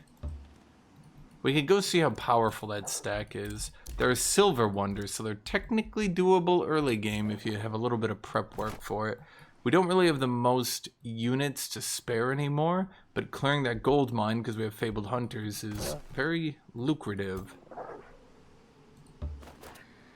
Oh, it's so perfect. It's actually crazy how perfect it is. A magic material up there, an astral dew.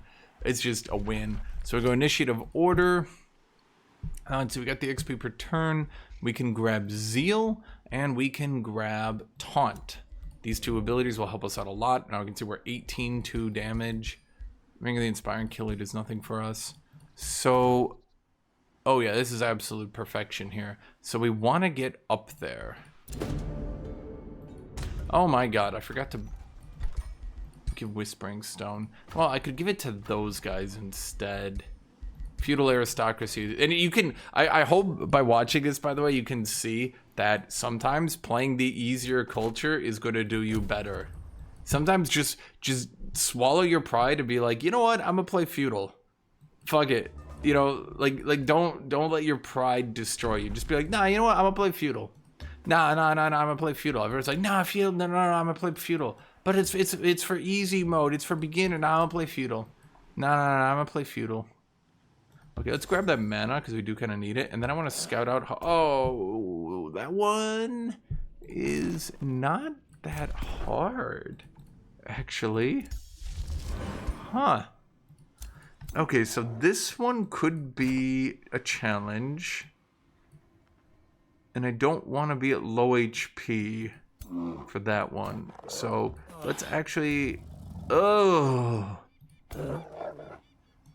Okay, shit, it's turn 6. We really want to clear this stuff, though. Like, this is... The problem is liquids can completely change everything. Liquids can just completely change everything. Like, I'm telling you right now, they're so strong, your playstyle could just radically alter. Let's move you guys all the way up here. I just want to heal for this turn and top off. And also we got Frostblades coming in next turn. So we might be overexerting by trying to take that now. We could call in for some more defenders. Let's try to do that, because this could become problematic. Because we only got a couple fighting units right now. So we got the outpost. They lose 12 allegiance and get a scald. Well, that's really random and would screw with our run here. So let's grab Frostblades. Most of the units in the north are going to have Frost Resist anyway, which can be tedious, but it's not actually all of them. So we send in the scout. We hope to not lose the scout. Scout didn't die. Let's actually see. We've turned on spells, and we have... So you can see here the decisive command and all that. Wait, the scout actually stood back and didn't kill itself? So the taunted worked perfectly. Oh, he actually used his command on a good unit. And the scout craves the death. You ran up anyway. He taunted and then went in defense mode instead of walking up to help. And then he froze the unit that we had taunted and locked out. Well, that was an AI moment. Okay, so he's got 2 retaliates because we went with that veteran spear.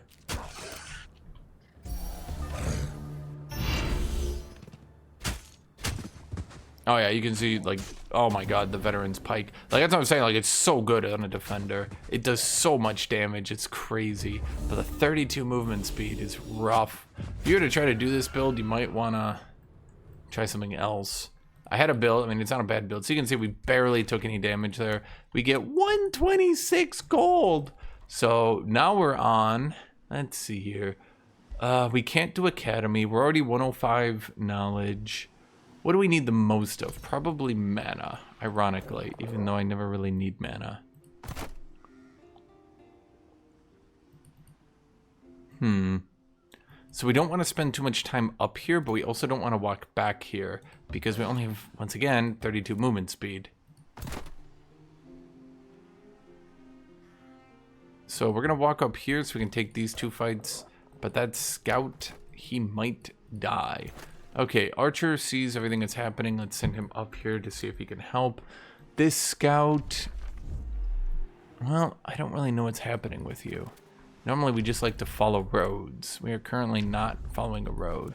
Get some free mana, run along, outpost founded, Arcane Institute, which is shooting out a defender. And you can see these units are already elite because I had that 2 XP per turn. You see that? So I had the 2 XP per turn. They're already elite.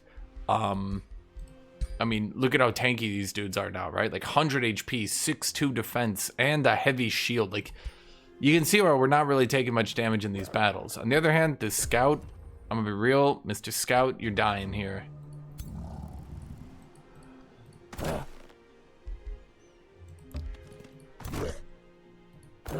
Question is if I even want to have the scout in here. I think I would win the battle. Oh boy. Well, the Astral Siphoner is tier 4, but he's kind of a bad tier 4. Not really the greatest. Flow Serpent. It's just these Astral Wisps. Oh my god, Astral Wisps are so tough. You guys have no idea how strong Astral Wisps can be.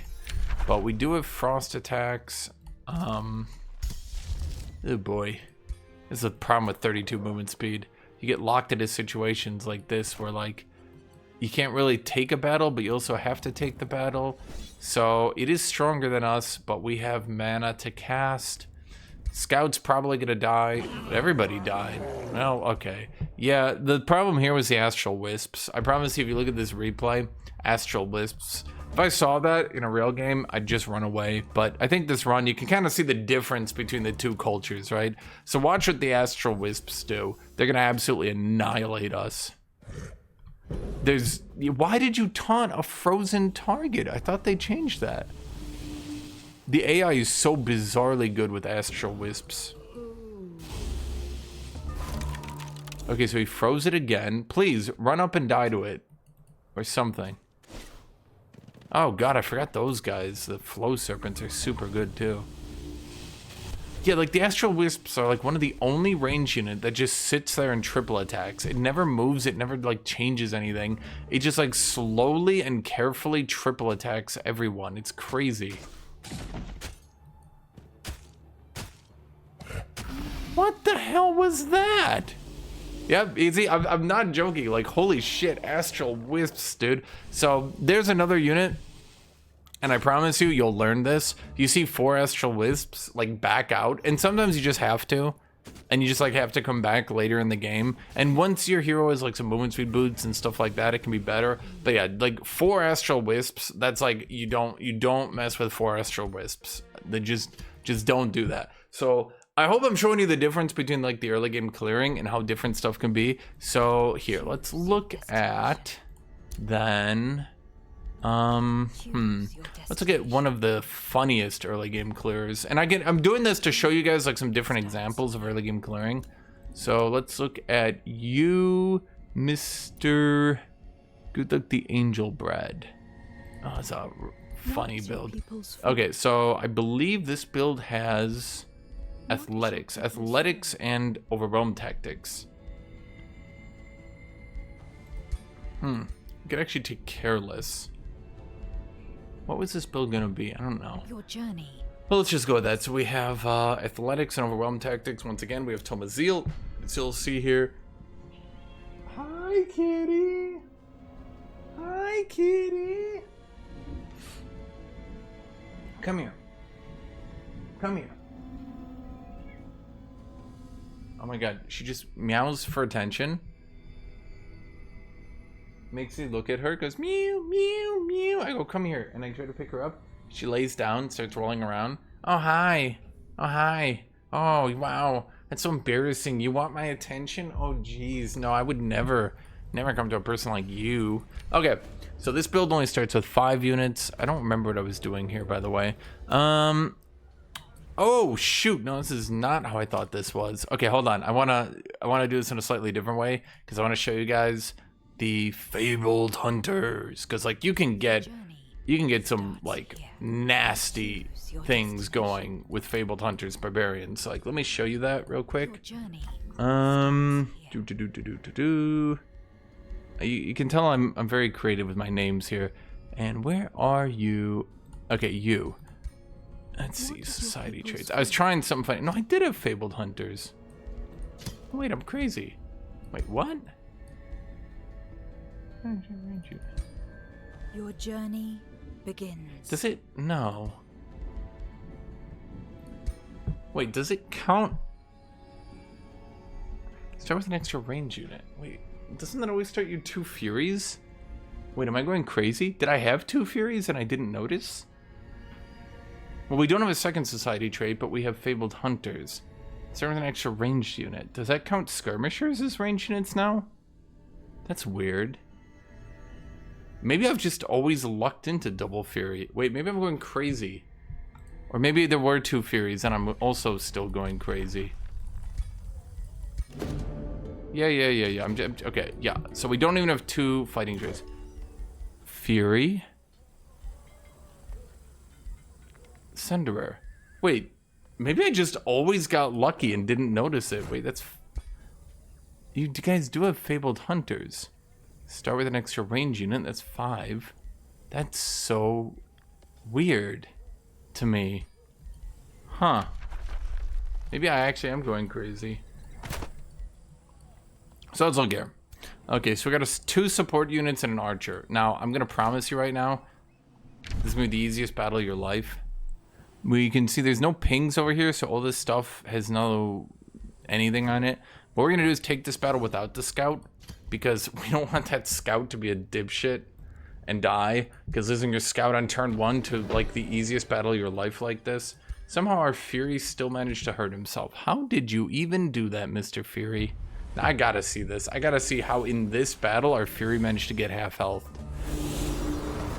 Okay, so the War Shaman does turn 1. He gives everybody regeneration. Weirdly good, actually. We used our spell to get Berserk. Well, technically, Berserk is just what the AI would do anyway.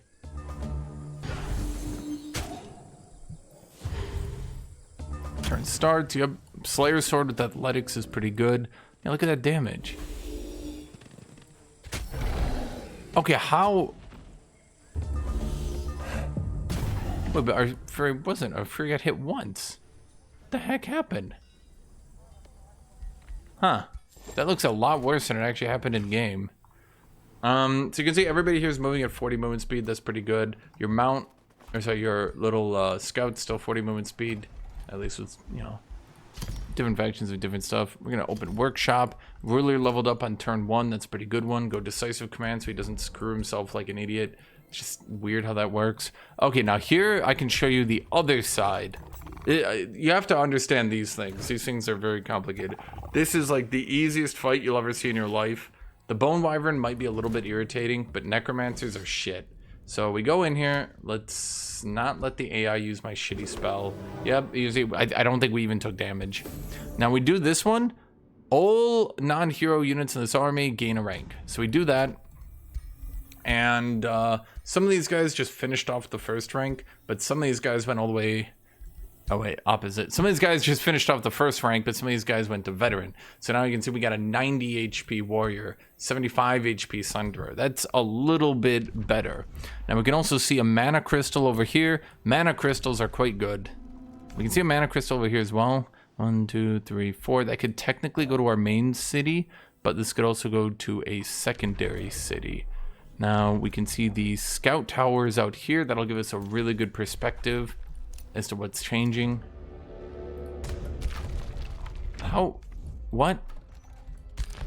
Okay, now I should have remembered this, but always put your Whispering Stone, unless you're doing a goody-goody two-shoes build, always put your Whispering Stone in your capital. Okay, so, oh boy.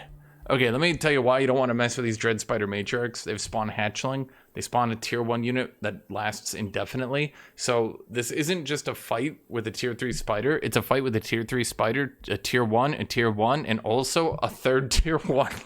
Now, Dread Spider Hatchlings are not very strong, so we could probably chew through them. But this guy, with his half magic damage, is guaranteed to chew through my warrior. Now, he does have a pretty high health pool. Yeah. Now in this situation, we're going to engage this fight against this crapper. I don't want my scout to die, but he could absorb a little bit of damage from me. So let's pull him in.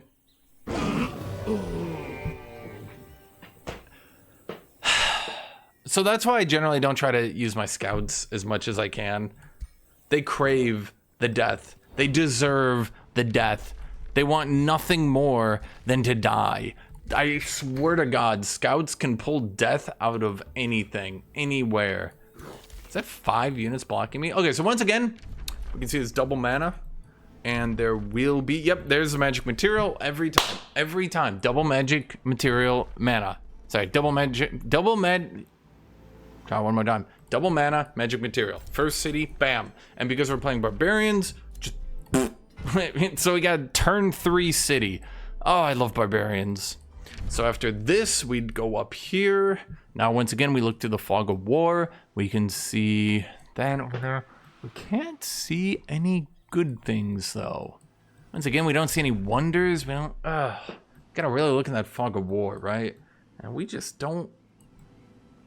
Man. So here's a tip about Desolate. Stay away. Desolate is miserable. You will never find a city in Desolate that's good to settle. Let's see, we do have a Pathfinder. So here's what you would do in this situation. Buy out that Pathfinder, finish him off, get him moving up. Get more warriors, because my warriors are just gonna love the death. There's gonna come a point in time where these warriors are just gonna die. So there's one city. Now we can go back and clear this. 5 thralls running away from us each turn, shooting us with poison needle. That will kill us. Don't mess with that. This Dread Spider Matriarch, we could maybe overwhelm. The Demon Maw turns off healing. Oh, that's rough. That's a rough one. But, okay, you kind of get the idea on this one, right? So once again, what we can do here is run along the road. Our scout died. I literally don't know how at this point. Just holy crap, scouts. And that's what I'm telling you. Like, look at my mistakes, and then you can see, don't do that thing. This could be a bit dangerous, and I don't want to use my main hero's movement for this one. So what I'm going to do is move up. Yep, okay, there was a stealth unit. Woods love to have stealth units in them. So that's 2 floral stingers. These guys actually only have 24 movement speed for some reason. They're supposed to get unnerved. But if I... let's see. Oh, we should have been spamming zealots. Oh, I forgot about that because we've been clearing mana nodes. We have unlimited mana. So let's see. Let's go. You grab this. And yep, there's our free city. So that free city is where we're going to expand to. 1, 2, 3, 4. Yep, we grab that. We're going evility route.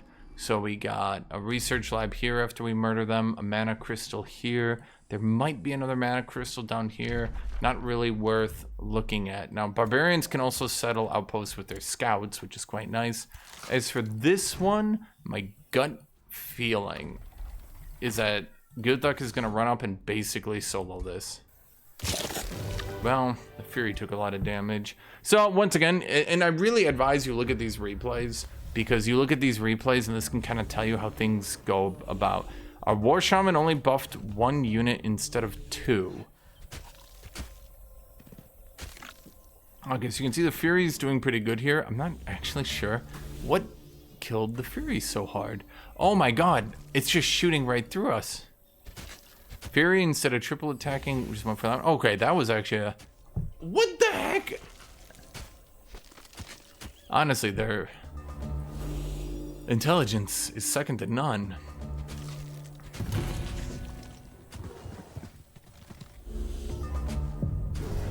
Yep, there you go. Easy peasy. So those animated flora aren't too great. Unfortunately, we're now in this situation again. So we want to get the healing. That's like one of the only advantages of the champion is that healing. Oh, okay, so that thing is really good. Oh boy, this city is going to be outstanding. So let's move up here. Now, Furies have low HP, so 10 more healing onto a Fury is quite good. We do not want that Fury to die for free. We do not want that. That is not a good thing.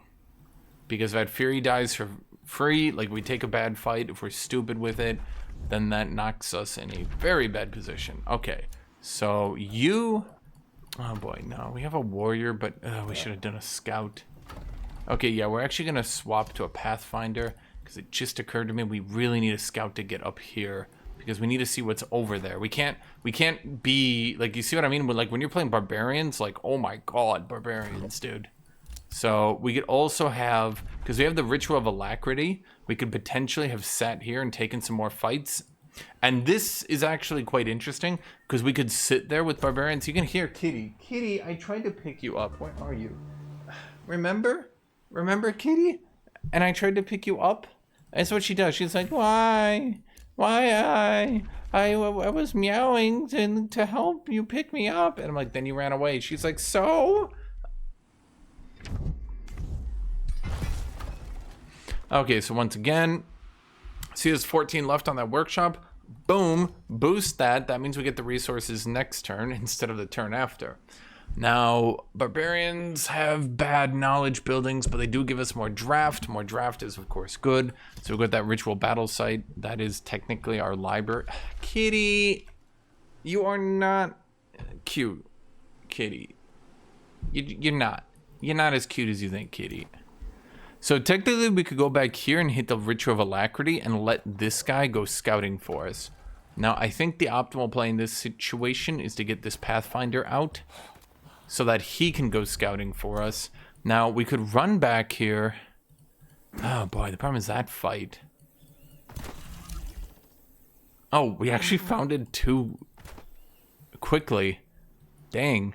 You can see also, don't blame yourself too much if the variance is too big, because like this turn I just walked up, turn 3, I'm like, oh my god. Magic material, mana crystal, magic material, and then a sleeper sanctuary, a crypt, right? It's like... right? Just like, okay, top tier city, just right there, bam. But you never know. Okay, so what are you guys? Is that going to be the yeah, the 5 wyvern fledgling? These guys are fighters, which means they can't escape. but our Fury is a little bit beat up. Now, Barbarians are a bit unique, and this is why it's always good to play different factions, right? Barbarians are a little unique in that they can clear very differently. The only problem with fighting all these Wyvern hatchlings, our Fury is going to die. I promise you with my heart, body, and soul. You know, this would not even have been a hard stack. I wish I'd cleared that earlier, but now walking back to clear this stuff would feel pretty bad. But I could Ritual of Alacrity into it. That's the interesting part about Barbarians, isn't it? So a lot of people are better than me at Barbarians. Okay, so what we're gonna do here, we're gonna summon a Zealot. He's gonna die. Yeah, look at the difference. And then look here. And then when I fought the Liquid, 1 tier 2, 3 tier 1s, just cleaned them up, not even an issue. Here, 3 tier 2s. It's pretty consistent, the difference. Okay, what I'm gonna do here is actually put the Fury out of the stack and not call it in. And the reason I'm gonna do that is these Wyverns will sprint up and kill my Fury, and I don't want that unit to die. Ooh, no, see, I'm evil and I don't care because I want the experience. So we're gonna call in all these dudes and we're just gonna beat them down. Okay, yeah, the Zealot died. But we get 118 production. Ritual Battle Site is almost done. So let's just sprint that into a... Was this even boosted? Wait, we moved so quickly it wasn't even boosted. Wait, that's wild. Wait, we actually boosted this turn already. Holy shit. Yeah, I can see different factions can be a bit different. Turn 5 Barbarian is like, oh my god, I've already done half the map. Okay, so everybody got their ass beat. We're gonna do now... It's gonna be a bit awkward, but I can definitely make this work. We're gonna run back here, and you guys are running back as well. And I think I could just womp on this. So we'll do Ritual of Alacrity, that resets our movement speed and heals us, because Barbarian! And then, let's see, let's have you engage the fight, so everybody else can stand back. Nobody should die, should. Okay. And you can kind of see, you can get a feeling for all this stuff. Now, you guys will heal because you're standing here. And when we do this, we are going to walk here. Because what we're going to be relying on doing, because we're barbarians, we're going to rely on our scouts to find and set up the outpost for our 3rd city. And then we're just going to sit back and min-max our shit. Okay, so let's put a Forester here because we cleared that. So you're boosted now as well. Ruler levels up. We go initiative order, grab that Zeal because it's pretty good. Grab that Berserker. Now that Berserker, you can see here, we go from 21 damage. After this, we go from 21 damage to 29 damage. Pretty good. That one. Pretty good. Power of Slayer's Sword as well is also coming through, but Lance is still arguably better. Now we can summon a Zealot again. How much did we do on that turn? Oh my god. Okay, so you guys heal this turn. Fury's at full HP again. And this Fury is still only a soldier. Will you please level up so you stop trying to die? There's Legion of Zeal, Fanatical Workforce. Okay, so now we have Legion of Zeal coming out. Now... let's see, how do we play this out? You're almost full HP, so I doubt you'll die, but I'm gonna be real, you might. The Fury might die because they might just focus them really hard because they're mean. Let's get you in here, and let's summon Zealot because 1, 2, 3, 4, 5. We got 5 here. Okay, now we take this fight. It's a bit of a rough one, I'll admit, because of 5 skirmishers. But, wow.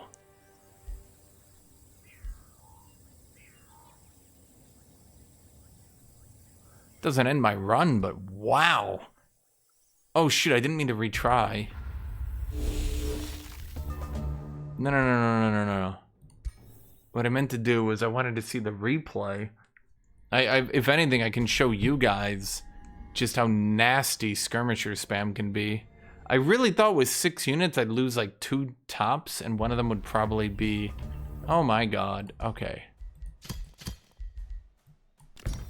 Hold on. I really thought we'd lose 2 tops. And I thought the 2 that we would lose would end up being the Zealot, who I didn't care about. Now, I'm wondering why that happened. I can suspect a few things. I'm going to suspect that we could have gotten better results by sitting everybody in the same stack, which would have put us in the same spot on the map, which would have helped us out a lot. I think that'll work better, because we're all at the same spot on the map. Do remember that we start the battle all then at the same spot, which will help the War Shaman heal everybody, which will help us not get picked off as much. Okay. Sometimes you just gotta work smarter, not harder. So in this situation, I really should have shown you the replay, the last one. I could have showed you, but you can see in this one, the War Shaman should give us a good heal right at the start. Yep, there we go. And because we're all clumped up and we started the battle together, we're gonna get harassed like a motherfucker. You can see that, right? But the thing is, the skirmishers are gonna target lots of different dudes, and we just have a much better position to work. Oh, God. Yeah, you can see the damage when you do that, right?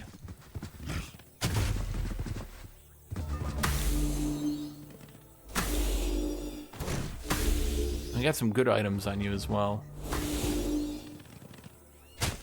Wow, the AI used its turn absolutely terribly. That was the worst turn order they could possibly have done.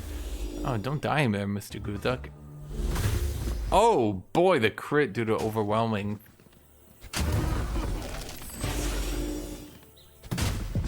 Jesus.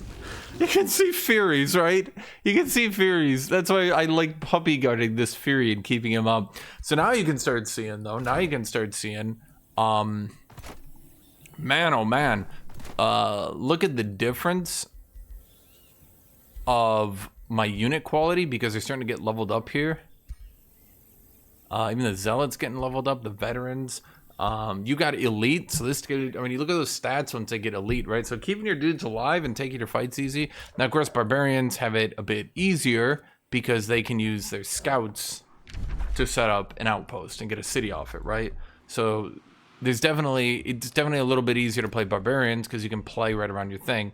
So you can see here, like, I'm just cruising. My city is just cruising through these.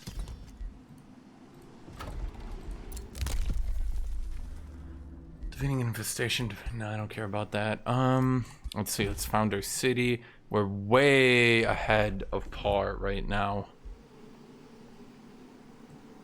So at this point, if I was like doing a practice run, I might even restart. But it was good to show you guys, like, if you're against skirmishers, you don't want to be spread out. You'll just get torn to pieces.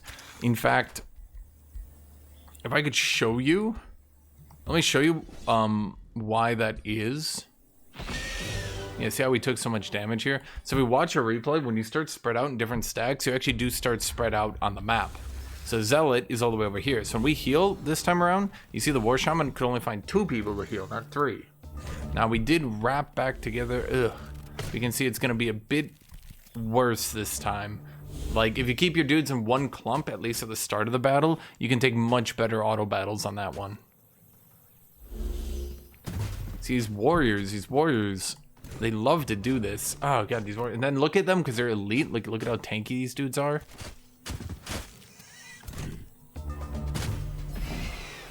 And then the Furies. And then, of course, we got Overwhelm tactics, so... yeah. Pretty good odds at getting good damage here.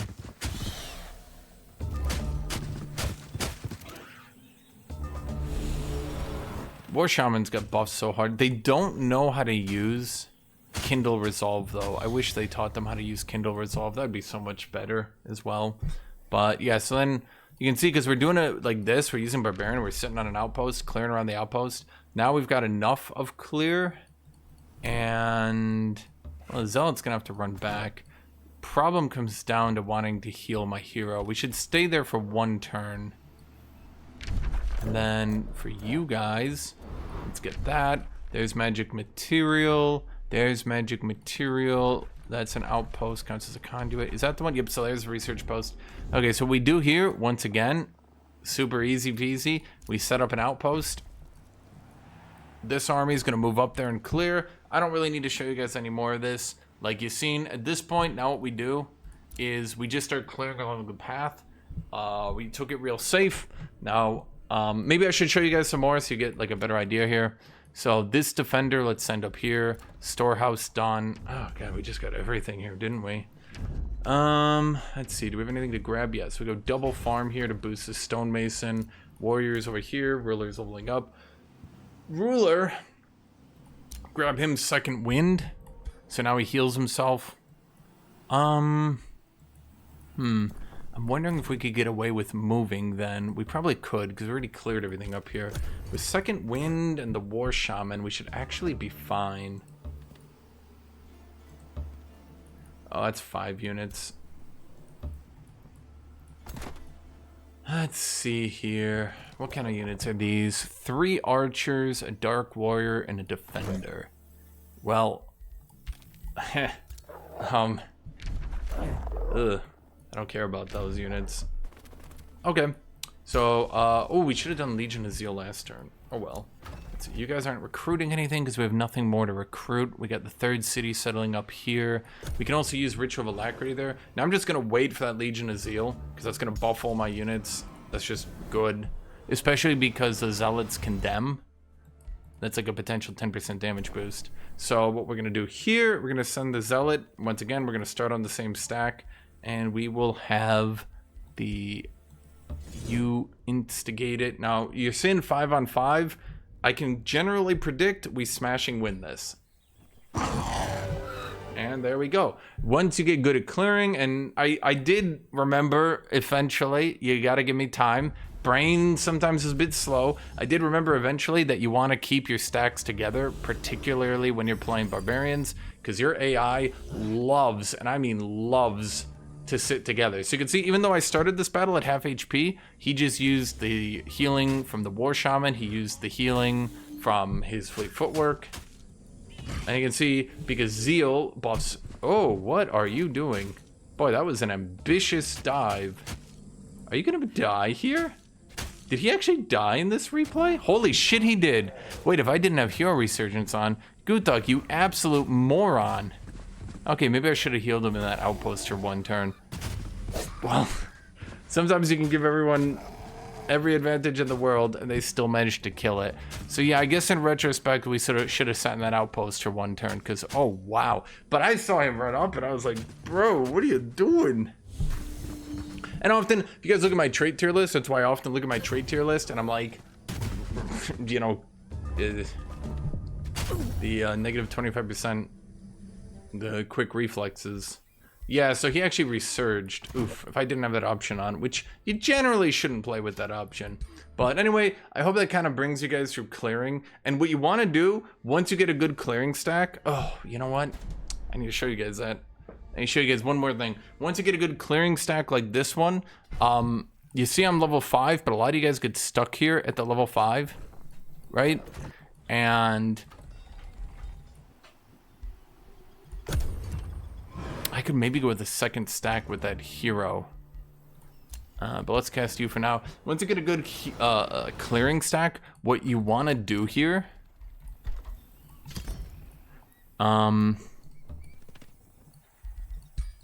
is you want to start taking fights. Yeah, I died and resurged there, so... should have been a bit slower with that one. Oh boy. Okay, some of these fights are really tough. Holy shit.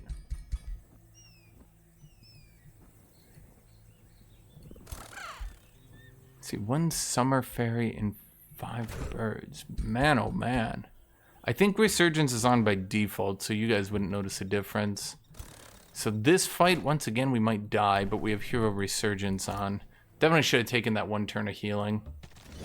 So that fight, yeah, I just don't like that. That's just too nasty for me. We're getting this outpost done next turn, so let's move up as much as we can, actually.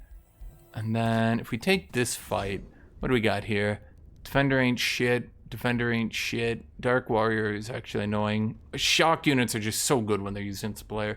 Archer does nothing. Pursuer does nothing. We take this fight.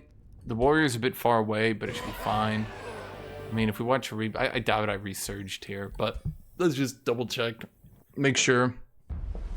Battle should start, Guthuk should get healed, and then he fleet footworks himself. What is that called? Second wind. Oh yeah, it's wrong. Yeah, so by the time the battle starts, he's already... Oh, this water battle, what...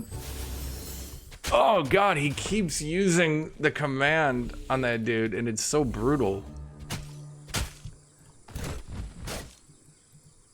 Yeah, flying units just sprint your archers. But your turn order is so bad.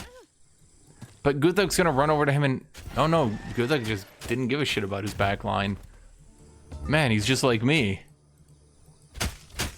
So yeah, you can see, normally, you can have your hero, if they have, I call it fleet footwork every time, but it's actually called second wind. They have second wind and they have a shaman, it normally doesn't matter that much.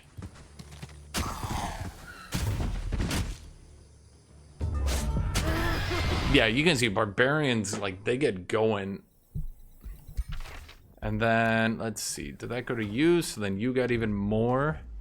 At some point, we'd want to go down there and kill that, right? But for now, what do we need? We need a quarry. Yeah, for boosting purposes, so we can get the Ancestral Seer Hall. And then you can see we could hurry production on the Stonemason as well. That's going to help set that city up. As for you, let's see here. We want to be the farthest up we can get. And then you go in there just to heal the full as well. Okay. And then let's summon a Zealot for next turn.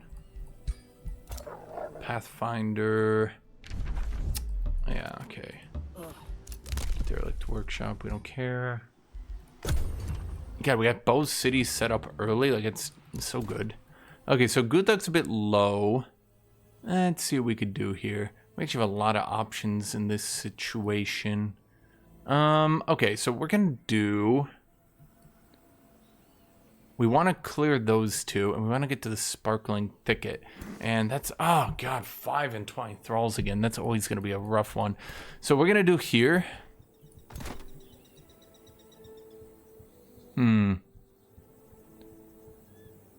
we're going to move to here. We're going to move to here. And let's see here. I moved up a little bit too far, actually. A little bit of an oops. So we can have our scout. Mercenaries, attack! We'll have the scout engage because that's just shield units. Melee, like he won't die to that.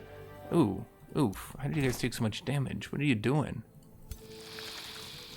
Well, we could definitely take that battle this turn as well, I'm pretty sure. Because we'll just heal. Yep, okay. And then, because we did that. Is someone stealthed in here? Okay. So, let's move up, because we're gonna Ritual of Alacrity next turn. We got Enchanted Crow Companion. Get Brutal Mark for those Zealots. Okay. And then this city is just going absolutely wonderfully. You're going wonderfully. We have like unlimited gold because of Fabled Hunters. We can start going to tier 3. Do we have any gold mine? And that's another thing. So like, there's production here, right? And we know that production is going to hit over here, but we don't have gold, so we don't be spending too much gold. You know what? We could have cleared that as we were walking up here too. No biggie. Go over here. Outpost founded. You've really leveled up. Let's see. We could go for Frenzy to give us strengthened. We could go for the extra HP just to give us some more. Yeah, it's 10% more damage isn't going to be doing a lot because we already rounded up on the last 10% damage. So at this point, we could just grab Frenzy. So we always just keep going to full. Shielding Greaves is really good. Resilient Mask. Immune to flanking. Holy shit. AI loves to flank you. Being immune to flanking is like a cheat code. Take the battle with the Scout. Low risk. Yep, okay. Now most of you guys are down to half. Oof, I don't like that. I wanted them to be a little bit healthier for this fight. Okay, so if we do this, I don't think we should die here. I'm gonna allow it to cast spells, but I don't know what spells it's gonna try to cast. Oh, you died, you moron. Frick you. Okay, this is fine. We're gonna do a Ritual of Alacrity here, and then we're gonna run to the Sprawling Thicket. And in the upcoming battle, be all attacking units of Mirror Veil for 200 mana. What kind of units are these? This is like a decently wonder, so I'm gonna activate it. Oh god, it was a. Oh, okay. So this will be. We might lose a defender, but yep, that's what I thought. The Zealot's totally fine. So now we have that cleared. We take the 61 Imperium. Now we do heal on this for this turn.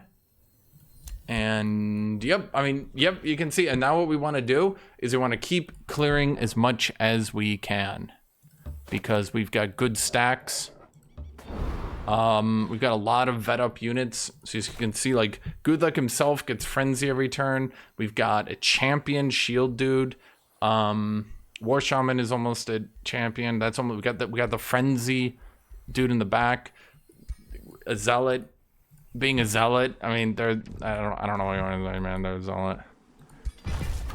Let's see. You do that. Go to a tavern. You just keep doing you. Oh, that's right. I could have done my city. Oh, okay. No, wait. I can have. So you do that. See, we keep boosting. You see that? We keep boosting. Now we can do. Oh, because we're a barbarian, right? We can go Keen Edge. Oh God, the damage. The damage. So what do we have here? You guys sit here and heal. Yep. Okay. Now we've got a good stack here. Can we get roads? No, not yet. And what we want to do, we're gonna keep engaging with the scout until maybe the scout dies. Hopefully he doesn't. Oh, that's not good. Oh, our champion. Oh, okay. Druid of the Cycle 2. Oh God, Druid of the Cycle and 2 Lightbringers. Oh, I don't like that at all. Okay, so what we're gonna do, we're gonna wait over here and heal for this stack. I was gonna try to rush that stack. We're not actually in any hurry because we have all the cities in the world. So you sit there, 2 Lightbringers. We're basically guaranteed to lose something on 2 Lightbringers. I just don't want it to be my champion defender. That would not make me happy. Let's see, you guys cleared everything. So you can do that, yep. Go to the battle ritual site, yep. Respond to the, oh right, my hero. Now, yeah, you always got these heroes. I believe Ritualist Elitist. I made that dude for this one. You can see he's mounted, so he can get right back up there. Agricultural Governor, yep, see, yep. Everything's going perfectly. So, in this upcoming fight, you should take absolutely no damage, I believe.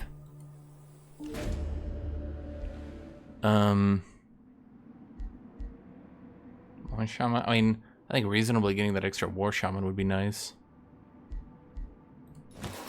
I peacefully raised a family. Get free food. Yeah. Yeah, that's what I did, all right. At some point, we'd want to go down there and kill that as well. As for now, we got Tavern into Academy. We are Champion Governor, so farms are kind of worth extra for us, right? And then, oh boy, let's see here.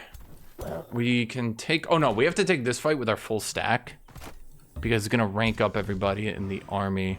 And then we want Brutal Mark. Oh, I forgot about Brutal Mark. Oh no, I didn't. We just got it this turn. Inspiring Chant is good. Visions of Victory, I think, is a little bit better. So when we win this fight, and we will just... No! How did it do that? There's no way! A bunch of slithers? Okay, well, everybody gains a rank. So they're now champions. Oh, man, that sucked. I cannot believe I just got like that. And that's kind of, I think that's what's really fun about this game and like its early game is like, I don't know, dude. I just like the randomness, the chaos sometimes. You know, it doesn't have to be perfect. Okay, I'm going to overstack for this one pretty hard. And the reason I'm going to stack 7 instead of 4 is one of my dudes is going to die. And I hope it's a scout. Because 2 Lightbringers are probably the, it's why plants are so disgusting. Yep. No, I just like, I don't know, bro. Like my brain can see the Matrix sometimes. I swear to you. Now the thing is, from what I understand, your units will generally try to attack the Lightbringer if capable, and if it is not capable of attacking the Lightbringer, instead what it will do is attack the unit that's mind controlled. But it will always go in that order. It will always try to target the Lightbringer, and if it can't, it will just instantly, like, full tilt sprint into the unit it mind controlled. So he targeted the Lightbringer, like, you see that? Yeah, see what I mean? Like, if they can, they love that Lightbringer.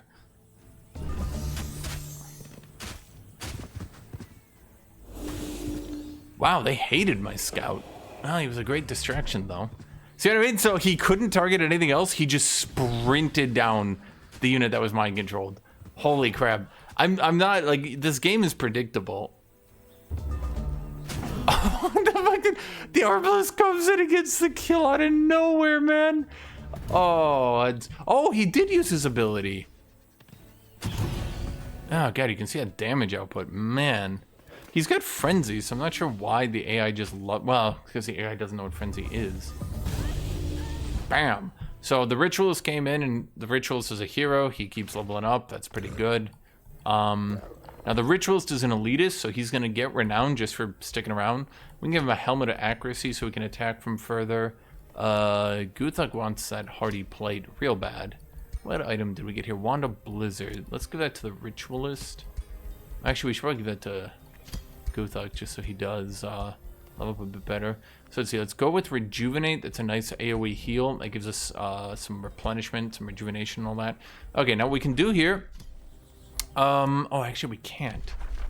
Oh shoot, if we had Adept of Chaos, we could do Chaos Empowerment. When do we get our next Chaos Tome? In this build? Shoot, when do we get our next Chaos Tome? Did we go Tome of Pyromancy? What did I do in this build? Huh. Well, let's get this one. Whenever we get a critical hit, we get Healing and Hastened. And we are doing a Barbarian crit build. And after that, we want the other one. Okay, so once again, we're pretty good on healing, as long as we wait a turn. And then the Ritualist will heal us. We just want to wait one turn here before we take that fight. So you guys, Silver Tongue Fruit, is that the... Yeah, it's the one that's kind of shit. You already guys get the other one? Okay. You guys do that. You guys go to the road.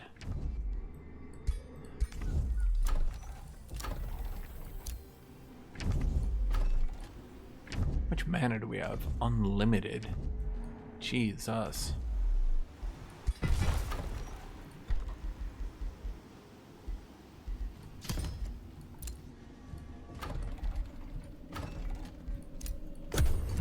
Okay, so the reason we waited here, by the way, can we get roads yet? Next turn. Ooh, we can also get this one. Oh, that one's pretty good. Tier 1 units XP 50% faster. Yeah, but most of our Tier 1 units are bad in this situation.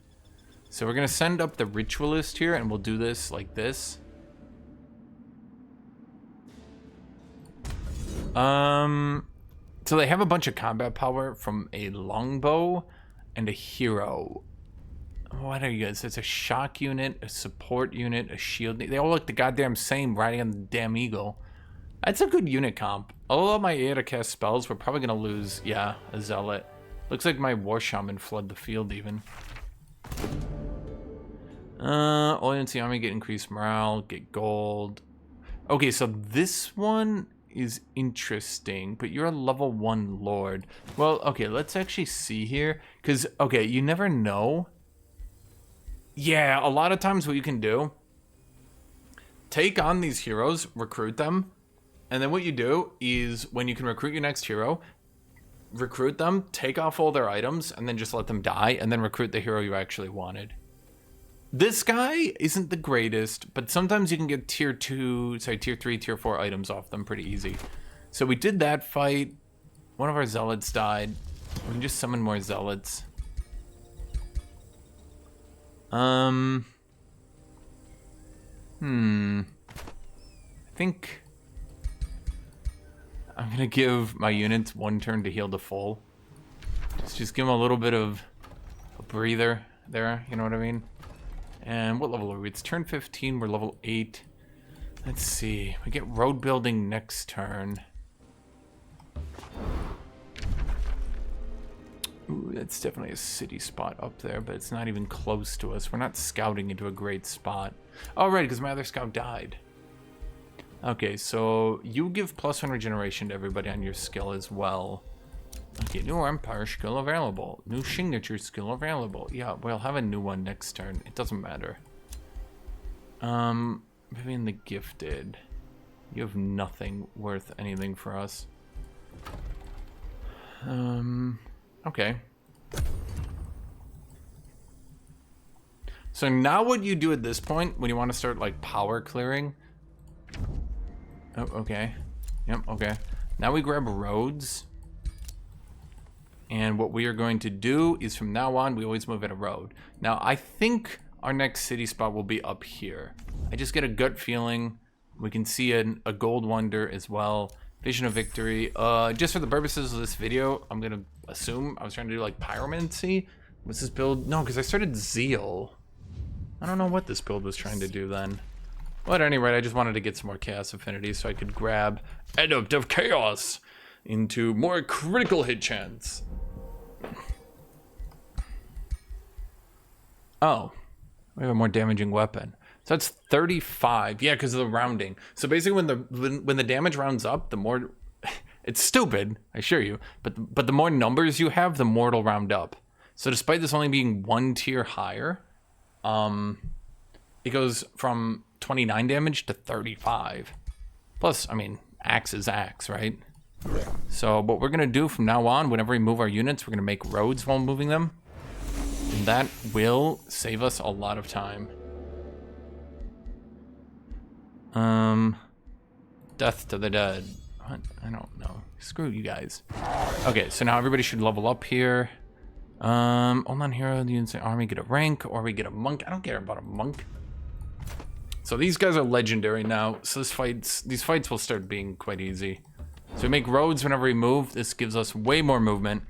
And, yeah, pretty good. We can also use this ritualist. You see this guy? Oops, wait, roads, right. We can use this ritualist to start engaging the fights that are outside our range. Did I clear that? There's a sleeper sanctuary. So let's grab you, grab vendor. If there's ever anything, you always want to buy out these buildings that are mostly done as well. Always buy them out. So what I want to do is get that sparkling thicket, because we actually, you know, obviously cleared the wonder. So I want my reward. Oh, the AI is screwing me and taking the items out of there. Okay.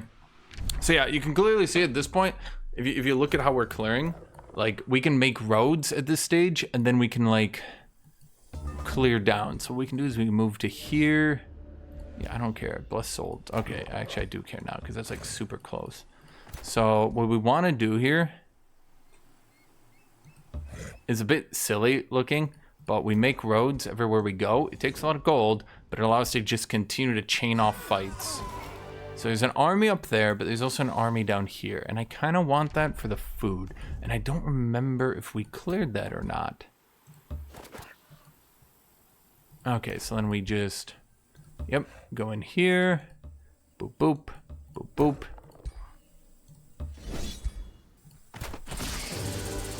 So now we're level 9.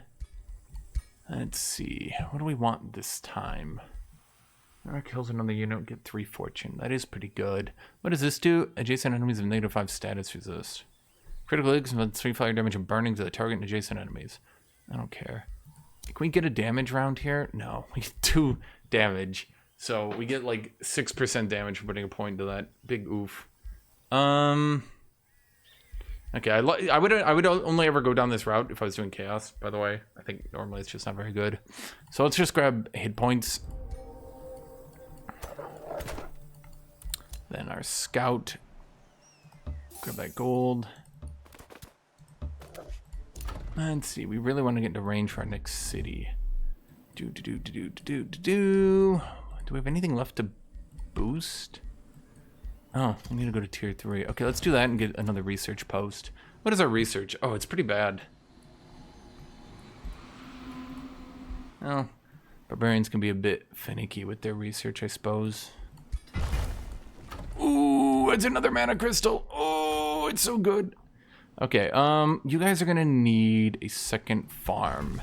And you can go there. Let's see, as for you, grab Initiative Chaos. Now, I like going here because Decompose is pretty free. Oh, Bolster Defense is also pretty good. Okay, let's go here and then here. Let's go Bolster Defense, because now when he heals people and does stuff, boom, boom, boom, boom. And then, yeah, so you're an elitist. You're just taking chain battles with me. Boy, I cannot remember if I cleared that. I didn't. Right, I didn't. What do you vote? 2 Ring Ragers? Okay. Well, I mean, at this point, it should be pretty easy, right? We lost a Zealot. Well, we kind of don't care. Okay, so then what we can do is have you engage for that guy. And then we can continue to clear out to here. Yep. Whoop. That Zealot dies, it's kind of not the biggest deal. But I doubt he's gonna die. Yep, and you can see, so at this point, we're level 9. It's turn 18, we'll probably be level 10 on turn 20. That's a fine par, I think. What do you do? Oh, you give me 10 mana. Well, we could be buying out a little bit more. I mean, what are we, 124 knowledge? That's not too bad. We could honestly, we have so much gold, we could force an early Masonic Hall and be set up for the rest of the game. That'd be a good build, I think. You just go auto explore. We're pretty much done here, and all I really need to do is show you guys like what you do once you get these good stacks, and you can start like chain clearing everything. Now, I would recommend, okay, you look at the difficulty of wonders in the world. Bronze Wonder, Gold Wonder. Now, you might be looking at this Sleeper Sanctuary and thinking Silver, Ancient Wonder. No, these wonders are Platinum. These are Platinum wonders. You might be wondering how. Dude, the AI, like, they're just so tough. You just don't want to fuck with that shit. Those are Platinum wonders. Do not fuck with those wonders. Just leave them. You will die. We lose gold. A bounty forever brings me the head of a blessed soul. Wait, what does that even do? Do I get paid at the end or something? Oh, I get production in all my cities. And then you can see here, like, I'm just clearing. We're now level 10 on turn 19. Clearing. It's so good, right? And that's how you kind of do your early game. On other factions, it's going to be different. You got to play your faction, and you got to figure out how to do it. So, I don't know. I think going through a few examples, showing my mistakes, showing what not to do, I think that's good. And, yeah. So, I guess that'll be it for now, because we did pretty good in this run. I mean, we are playing barbarians with fabled hunters, right? It's like, but thank you all for watching. Thank you all for being here. Thank you, everybody. Leave a comment with any of your thoughts. Tell me if this was helpful or if this was kind of like a good idea for a video. I'm not honestly sure. I mean, I might need to redo it if this one doesn't work, but we'll see. So thank you all for watching. Thank you all for being here. Thank you, everybody. As always, have a great rest of your day.